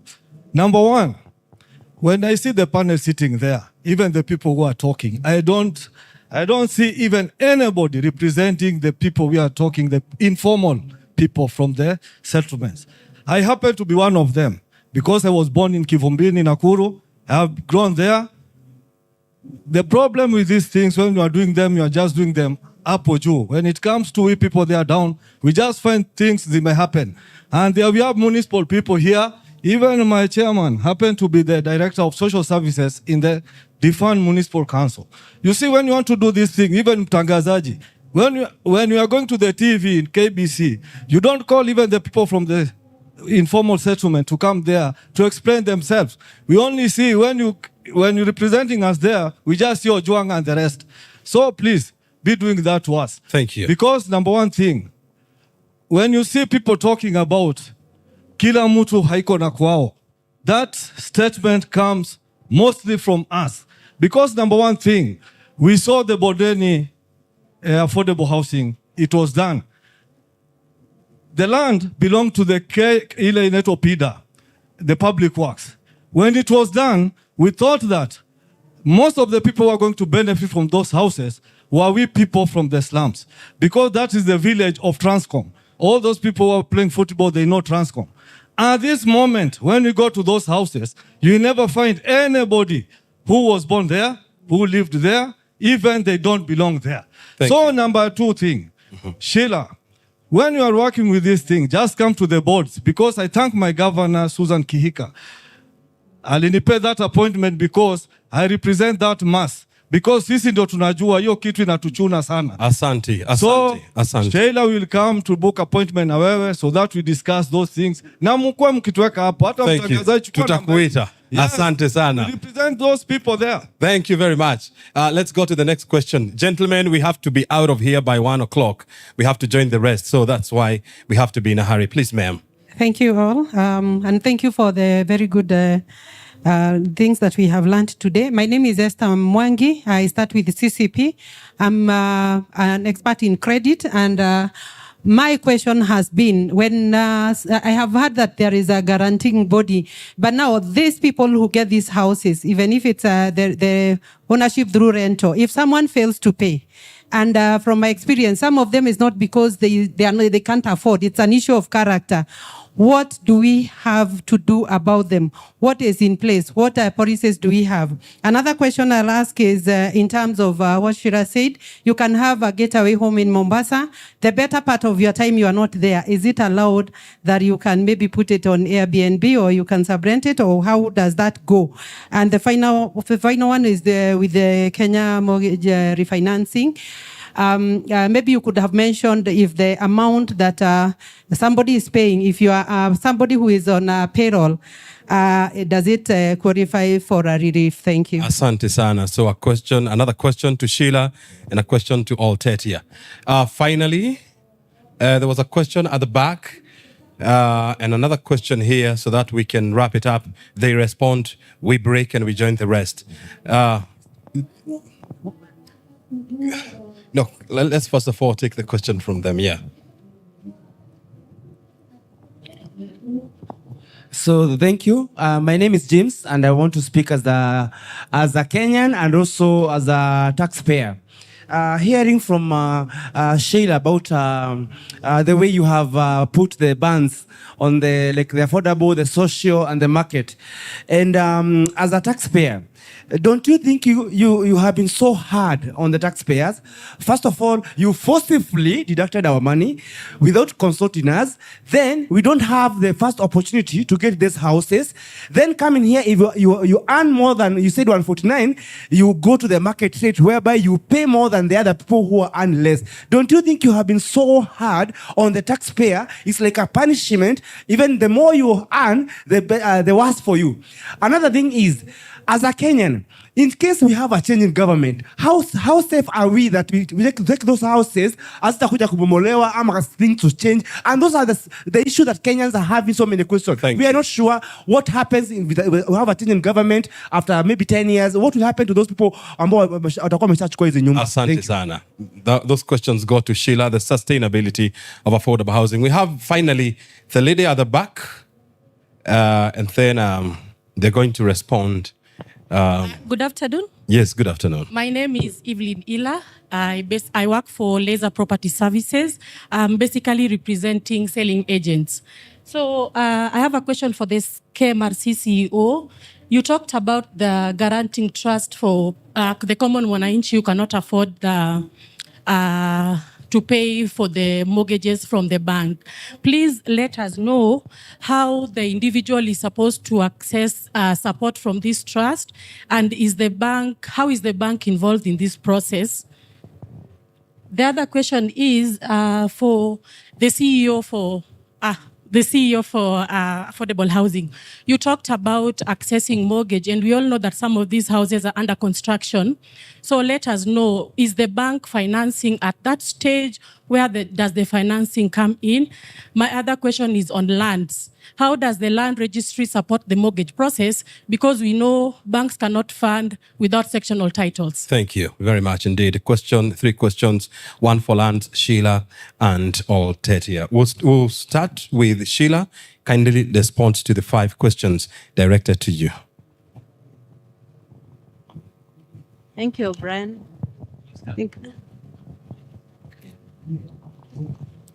Thank you, moderator.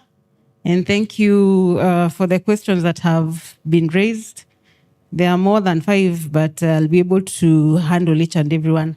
So one is from Dr. Ogola.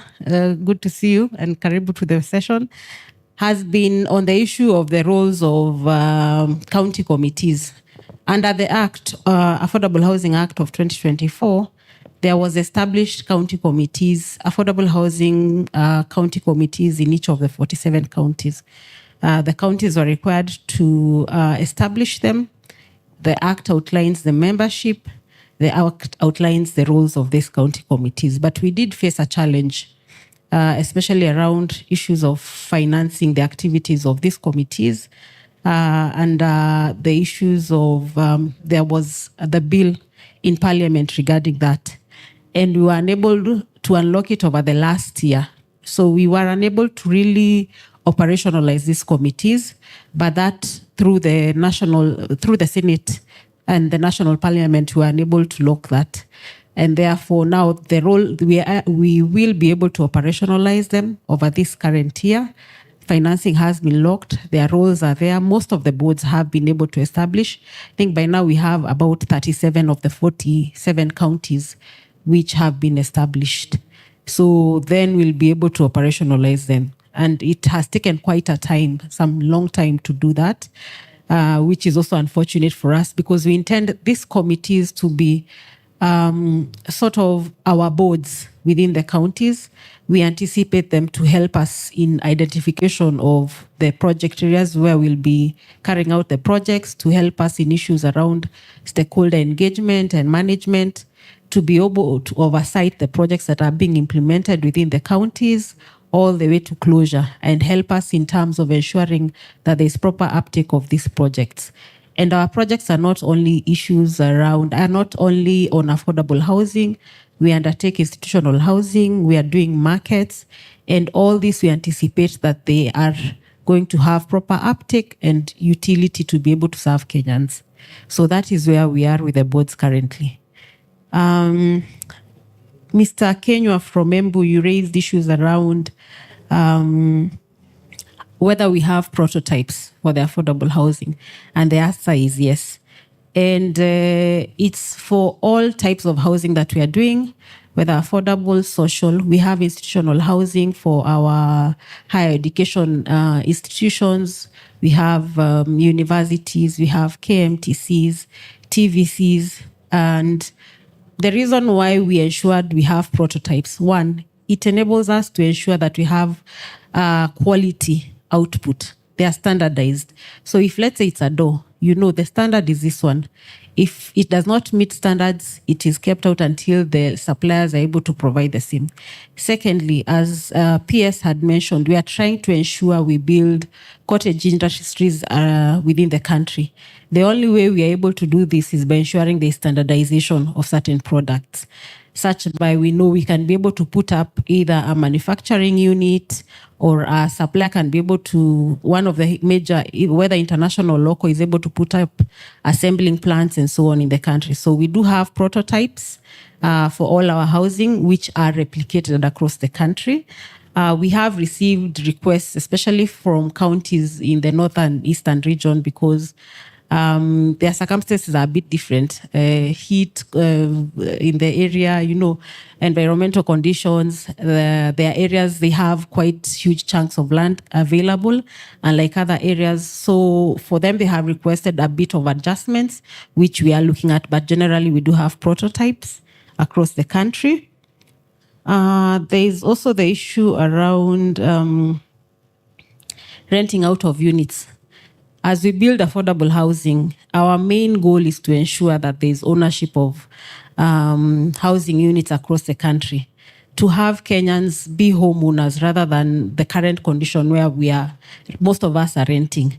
And the rates, the housing, the rent rates are usually very, very high. So ours has been to try and push the mortgages from 30,000 to 1 million over the next 5 years. So these units are supposed to be owner occupied. One, so we are not anticipating people to be able to sell them out, to be able to rent them out to other people. We don't anticipate that you'll be able to commercialize the units. A lot has gone into ensuring that the pricing for these units is very low. We've, as government, put in a lot of subsidies to ensure that, and therefore we don't want commercialization of the program. Even selling, you are only able to sell your unit after 5 years, and you give the board, the Affordable Housing Board, the first right of refusal. And even when you do sell after those 5 years, you will have to sell that unit within the affordable housing rates at that particular time. And the other issue is that we only issue or allocate 1 unit per ID to ensure that also you don't have people who have financial muscle coming and buying off many units and denying others units within the market. So we have put in so many measures to ensure affordability, to ensure that as many Kenyans as possible are able to own their homes under this program. There is also the issue around, and this was raised especially around the issues of around municipalities, stakeholder participation, especially when we're coming up with these projects and implementing them. The issues around slum eradication, that we are putting up projects just in the urban areas, and we are not really dealing with the slums in the areas. I would really like to correct that, because part of what the program is doing is also slum, not even reduction. We are aiming at slum eradication. And we have various projects like the Mukuru project, which the president has continued to mention. We have Kibera. PS also mentioned there is an initiative that is going on here, and a project called KISIP for slum upgrading. And what we are doing is that we go to where we have slums, mostly in the urban areas. And we started with the largest ones in Kenya. And we identify areas where we have those slums and where the land is on government land. And we are able to mark those areas, enumerate the people who are in those slums, because those are the people we anticipate will be the first beneficiaries of the houses that will be developed. Then we identify an area, we go and put up housing there. We move the enumerated persons, we give them the first right to own the homes, and mostly these are social housing units under that particular project. And we continue that way until the point at which we realize that these slums are over. You know, you shift people from one place, you build one area, you shift them, go back to that area where they had initially occupied, build that area, move more people until when we are able to complete this. And we have done that, especially for Mukuru. The president handed over 1,080 keys to residents of Mukuru slum upgrading area. And if you're to go there and just talk to all of them, they'll inform you that we were actually within the slum areas. There is the issue of, and we also give first priority, and this has been legislated. It is within the Affordable Housing Act that the first priority of these houses is given to the people who have moved from the slums, and that is what we did for Mukuru. It was only open, the first studio units which were handed over, they were opened only to the enumerated persons from the Mukuru slum. There is the issue around mechanisms to deal with persons who are unable to pay or fail to pay for the housing units. The housing units, yes, are up for payment.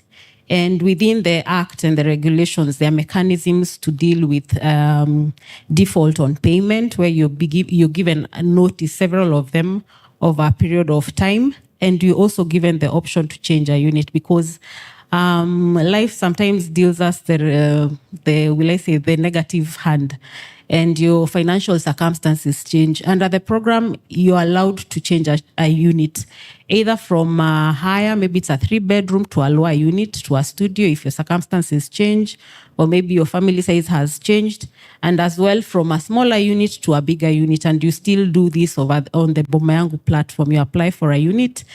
We look at the repayment so far you've been able to make, and we are able to align that to the new unit that you do have. There are the questions also from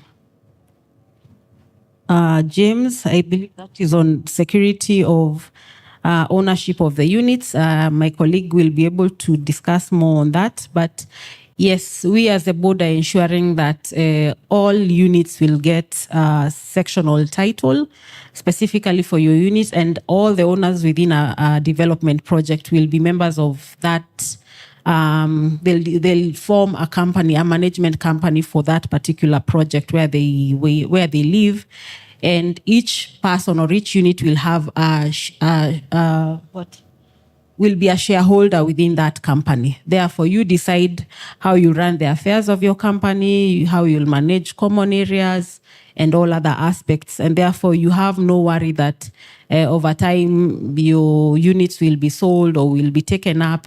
And as my colleague, Mr. Nyandoro, mentioned from lands, is that the government looked into issues of security of tenure, and that's why the Sectional Titling Act was came into place, just to ensure that each person, and it's a new reality that we all faced, especially in urban areas, when now houses started going up in terms of apartments. Before, everyone was building on their land, so you had a title for your land. But now what happens when you own a unit on the 11th floor?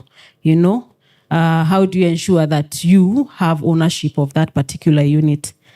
The other issue was raised by the lady from LESA. It's on issues around accessing mortgage, at what stage.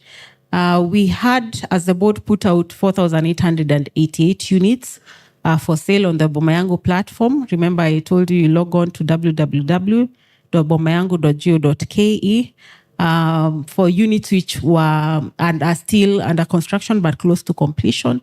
but the board reached the decision to also sell off plan, meaning immediately the projects we have ground broken for the particular project, then those units can be bought from the platform, the Bomayangu platform. And you can be able to, we are having discussions with various banks, KMRC and the banks under them, and also we are pushing towards having these conversations with SACCOs as well to be able to give you financing that you're able to access this home and start making payments as soon as the project has been ground broken. Thank you, moderator. Thank you, Oletetia. Thank you, Bona Moderator. I have two questions, one each from Esther and another one from the lady from, I forgot your name, I'm sorry, from Leicester Properties. And they are very good questions. The Esther question was around guarantees and borrowing and things like that. And it's very clear that Esther has a bit of experience in lending. Now, there's one thing that is called character, which Esther talked about, that's almost impractical to legislate. Character is about a human being, it's about a person's behavior and things like that. But what do we do about that during lending? Now, for purposes of accessing credit, there is usually a due diligence process that is undertaken. A couple of things are checked, not just merely how you're going to pay or your ability to pay, but also about your track record or your credit history. Credit history is very important, and that's a character issue. Because if you have been unable or refusing or unwilling to repay your loans when you borrow, then that's a character matter that, of course, is checked. So your track record on repayments of any borrowings that you've taken is usually taken into consideration to ensure that you don't allow people who may have bad manners to continue with bad manners to borrow, because of course then they will not want to borrow.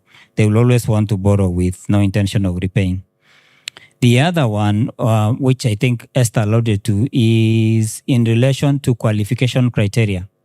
How do you access KMRC home loans? And the idea here is affordable home loans with all the characteristics that I described earlier.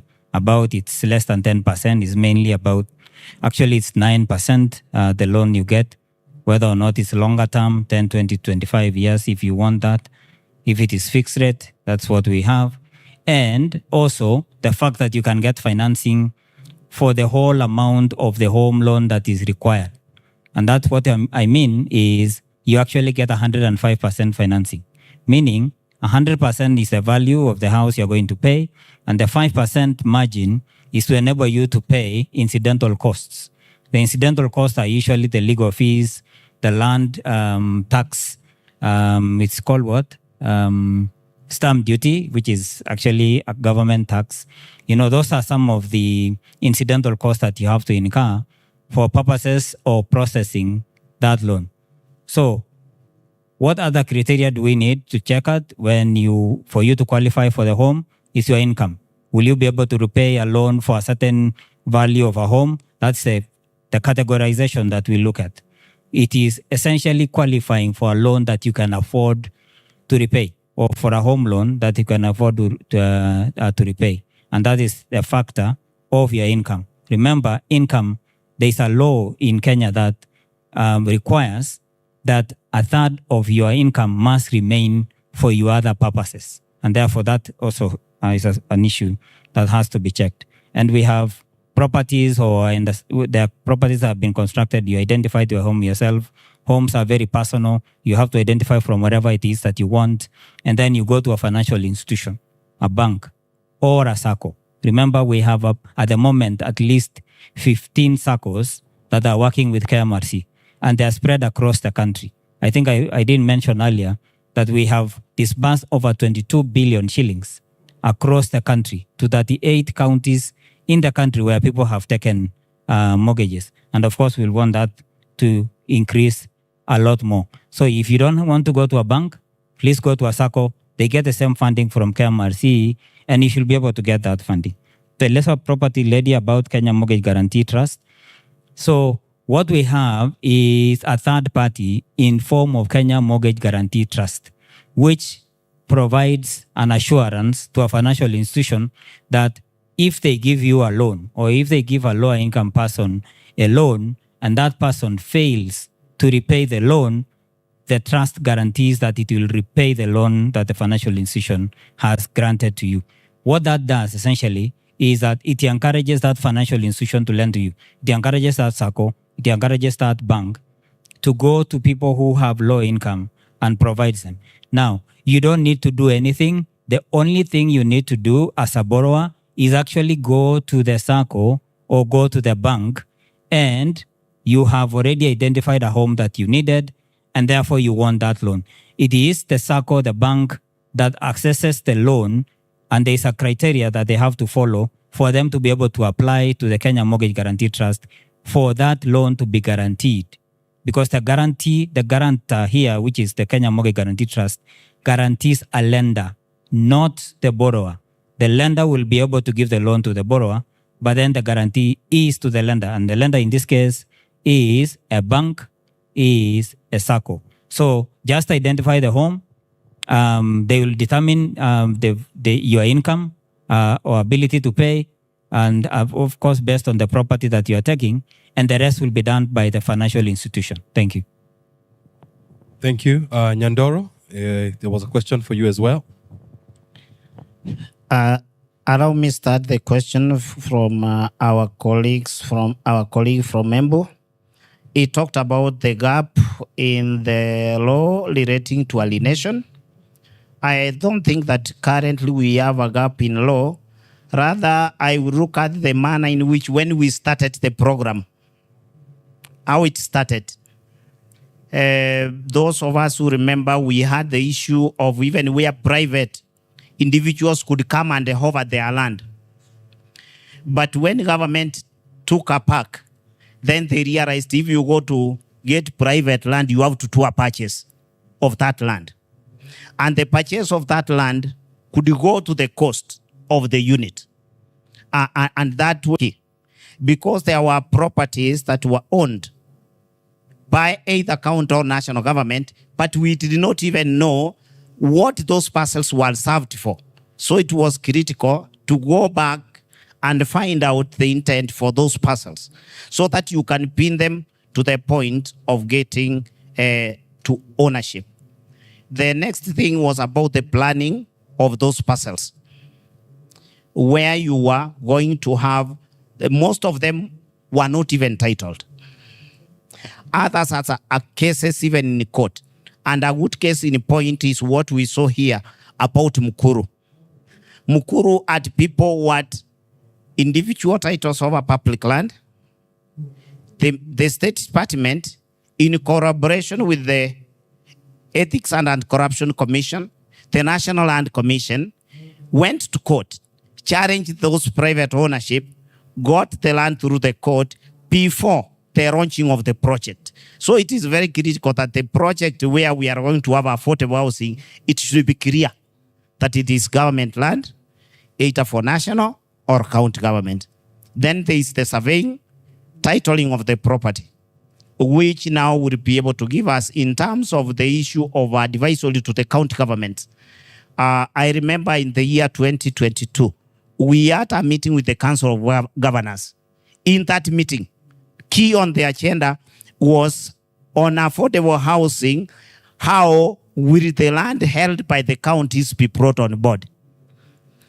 At the time, it is around that time again, the issue of affordable housing board also came in key. How do we have this umbrella which is going to carry us on board to the issue of having ownership and removing government directly so that the property becomes private for you to allow the owners to take up the homes. So I would want to be able to say that because of this and the continuous interaction, you will understand that once the units are done, there is no way we would give a unit title which property at no ownership identification. So that is a way of regularizing to make sure that wherever we are to project, that started actually before those identifications, that like the one we saw in Kirinyaga is a good case in point. The project went, when it was being analyzed, it was realized the land actually was not even surveyed. Survey was done, and we have teams across the 47 counties. Those teams that were constituted includes our State Department, Department for Housing, we have the Housing Board, and to an extent like Mukuru and with the one Kibera, we had even the owners association, those who were living there, who were identifying the people before they were moved out to allow for the development. In terms of change of regime, my friend asked about change of regime. What will happen? I want us to be able to understand that you may have change of government in terms of, we had the Jubilee government, we have the UDA. But when you look at how is government architectured when it is running affairs of the country, we have two things. Any government assume after the exit of the Ruto government, still what we look at, we have two key indicators that any government will be able to tap on to proceed or to have a manifesto. One is the Vision 2030. And in Vision 2030, you look at, there are 4 pillars. You have the economic pillar, the social pillar, the political pillar. You can, I don't want to go to the details of those pillars, but if you look at the Kibaki regime, it came on the economic pillar. If you look at the Uhuru regime, there is an aspect of the social and the economic pillar. But when you look at the Ruto regime, there is more of the social pillar, where among the Black Sea project and the social pillar, you have what you call population, urbanization, and housing. In that, you realize that it was the intent that government every year was supposed to come up with 200,000 units.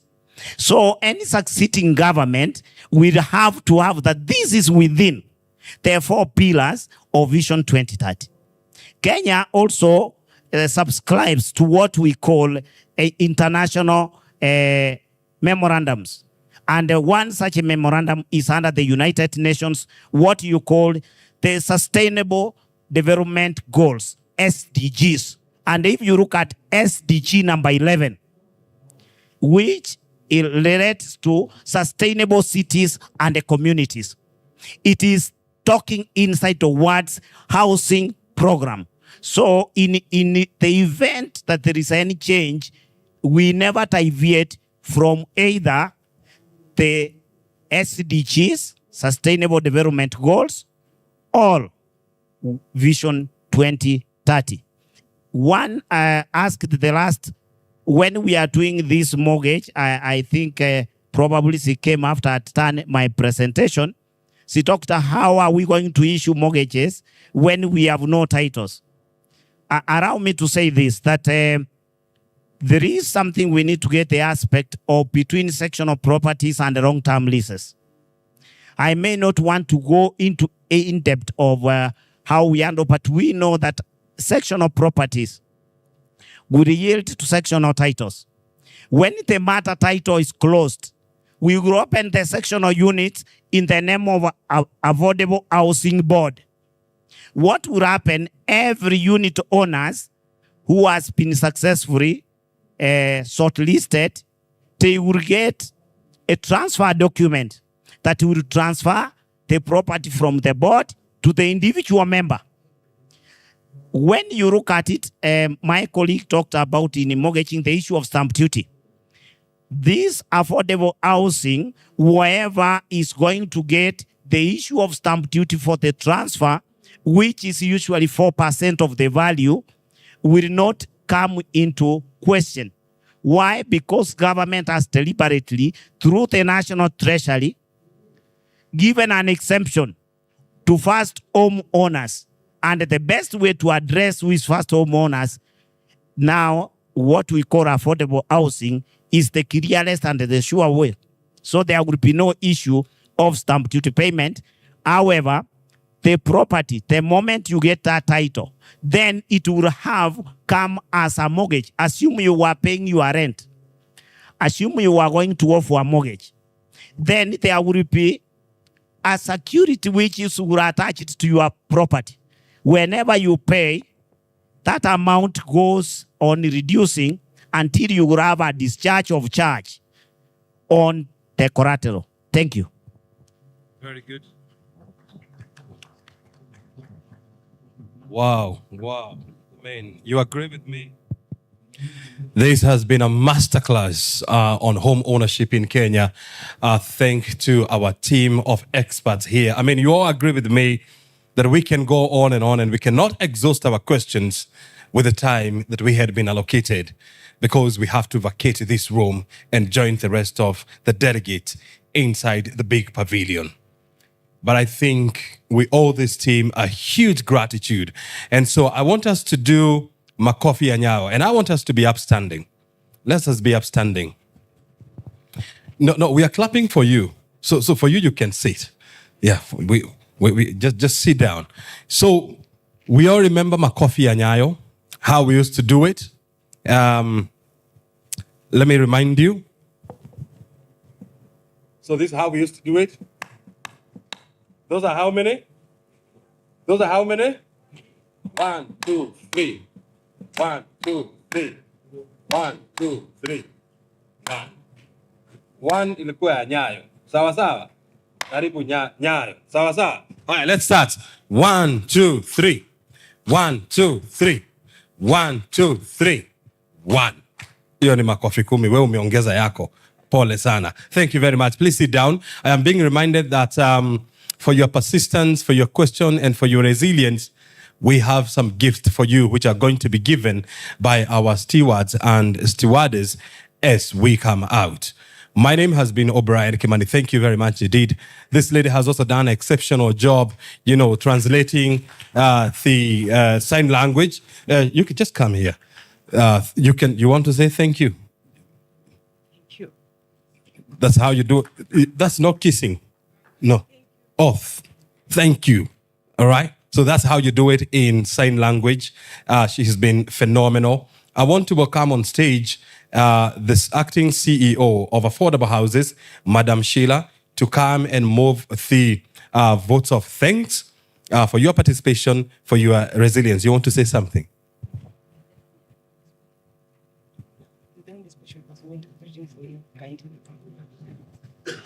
I am being requested that there is a person with special needs. Let us be fair. Let's give the gentleman time to ask a question. Can you tell him to be brief? Thank you so much. My name is David. I'm happy to be here. And I also want to thank the panelists for their time to tell us much more about, and I've gotten a lot of information here. So I have a question, and my question is, the affordable housing is very good, and I'm so happy, I appraise it. But people with disability have hard time in accessing all these houses because of the late information that we get. Maybe the houses are expensive. So what are you going to do so that we move together and that no one is left behind? Because this, in the spirit of devolution. Thank you. All right, that is a question let's put our hands together to Sheila. As she comes to respond to that question, she's also going to move a vote of thanks. My name is O'Brien. Simunipigia makofi jameni hata mimi. Thank you so very much. Asante sana, Madam Sheila. Thank you, O'Brien. And thank you to our participants and our sign interpreter for raising that up.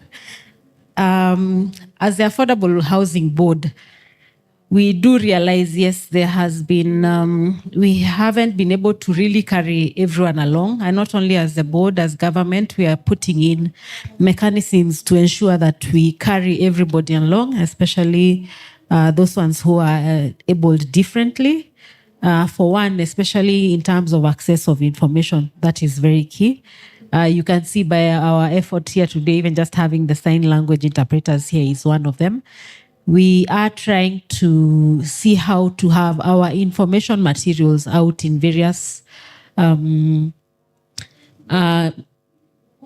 methods of communication in terms of we are looking at how do we have even our FOQs having braille, interpretation. I don't know if we call it interpretation, but having various ways to reach out our information to everybody, irrespective of how they are abled.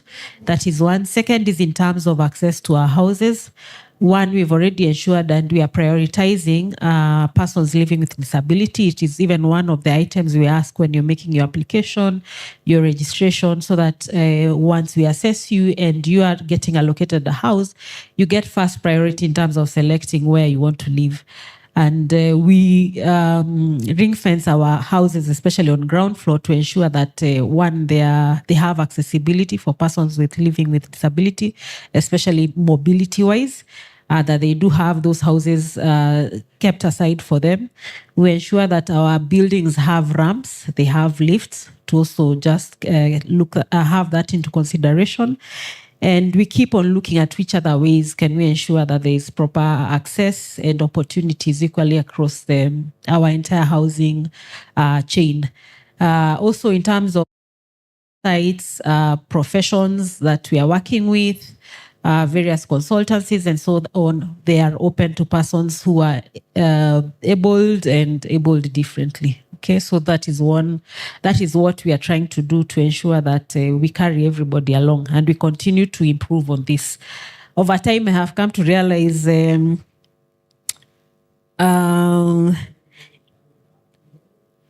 disabilities there's a quite wide range. I was actually very surprised when we were handing over Mukuru units, and there is a lady who had applied as a person living with disability. And when she came to site, and which is very wrong for us, we usually look at you visually, as humans, not as the board. Now me as Sheila, we look at you if either you're talking through sign language, either you're limping, either you're on a wheelchair, And we didn't see anything, and we were like, what is the disability? And it's a requirement that once you apply and indicate that you're living with a disability, you must have that card that they're issued with. And when I looked at the card, actually the disability was arthritis. I was very, very surprised. I did not know it's categorized as a disability, because we are saying we have ground floor units. That is where we have reserved. But she says that ground floor, most times they are cold. The units are cold. So for me, that affects me, and we keep learning through exposure, through our experiences, and also the people who now come into our space. So we are trying to ensure that we carry everybody along in this affordable housing program. I wish to take this opportunity to thank us all. It's not very common to find that you've been here for 2.5, 3 hours and the room is still full. I don't take it for granted. And it also gives me a lot of confidence that there is a lot of interest in terms of this program. Understanding what the program is, where we are going, how do we benefit as Kenyans in our various aspects, whether it's as individuals, as professionals, as developers, suppliers, financiers, along this entire value chain. And that's why we saw it fit to have a panel that is very rich, looking at development all the way from construction, looking at issues of financing, both for the developers, suppliers, as well as for the homeowners, looking at our private sector, how do they come in, what opportunities are there for them, how do they support this program. There is a housing gap of 250,000 units annually, and the private sector puts in 50,000 of those units. So private sector is a key player. We anticipate that with their participation, we are able to cover that gap and even go beyond per year. We do have, you have had the chance to understand what is your security of tenure in regards to this affordable housing program? Because that has been a key concern for many Kenyans, just to understand what we are doing and what laws are in place to secure you as homeowners. And we have had the participation of the county governments to understand what role they are playing. And you have heard even from the questions on the ground from the audience. So I take this opportunity to thank you all, to thank our panelists most sincerely for accepting to be here with us, to be able to answer questions and to address concerns, queries regarding the program and the various aspects of the program. And also just to thank you, our audience, for being here with us and for sitting through that entire session and being very active to even raise questions, because from the questions is when we understand where the major gaps, where the major questions are. So asanteni sana. As you leave, there are gift packs. Just to say asante for being here. Mentioned we have our exhibitions out here. Our colleagues, our panelists and ourselves, we do have exhibition slots either within the pavilion or the other exhibition space. So please feel free to come to our spaces if you have further questions, if you need assistance, if you need to register. Come to the Affordable Housing Board, number 3 at the pavilion. Come start your journey to your home ownership. Nambarikiwe sana. Asante. I'm being reminded that there's going to be a photo op with the discussants holding these symbolic and famous Boma Yangu silver key. Remember, there are 2 of them. We have the golden one, which belongs to the president, and then the silver key. So even you, when you get an opportunity, get yourself a photo with these. You don't see them quite often. They don't get close to you quite often. So take this opportunity and get yourself a photo with the silver key. So please be upstanding. There are 2 of them actually. And as you can see, there is a number here, *832#. Actually, I want you to take your phone. Take your phone out. Dial this number, *832#. And you're going to start your journey to home ownership today. So, let's see. It's the other way around. Yes, that way. Remember this magic number, *832#. That is how you get yourself started on a journey to home ownership in Kenya. So let them take that photo. And then you are going to have your opportunity to take a selfie with the gold, with the silver key. There is a request that you smile. Yeah, thank you very much. It's good to confirm that they have teeth, eh? Yeah, thank you. Thank you so very much. I joined them. All right? In the middle. Okay, this is the middle, yeah? Do I hold this?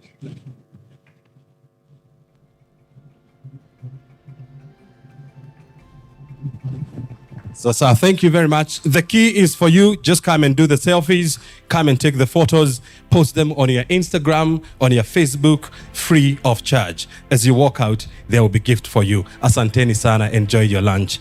Great people.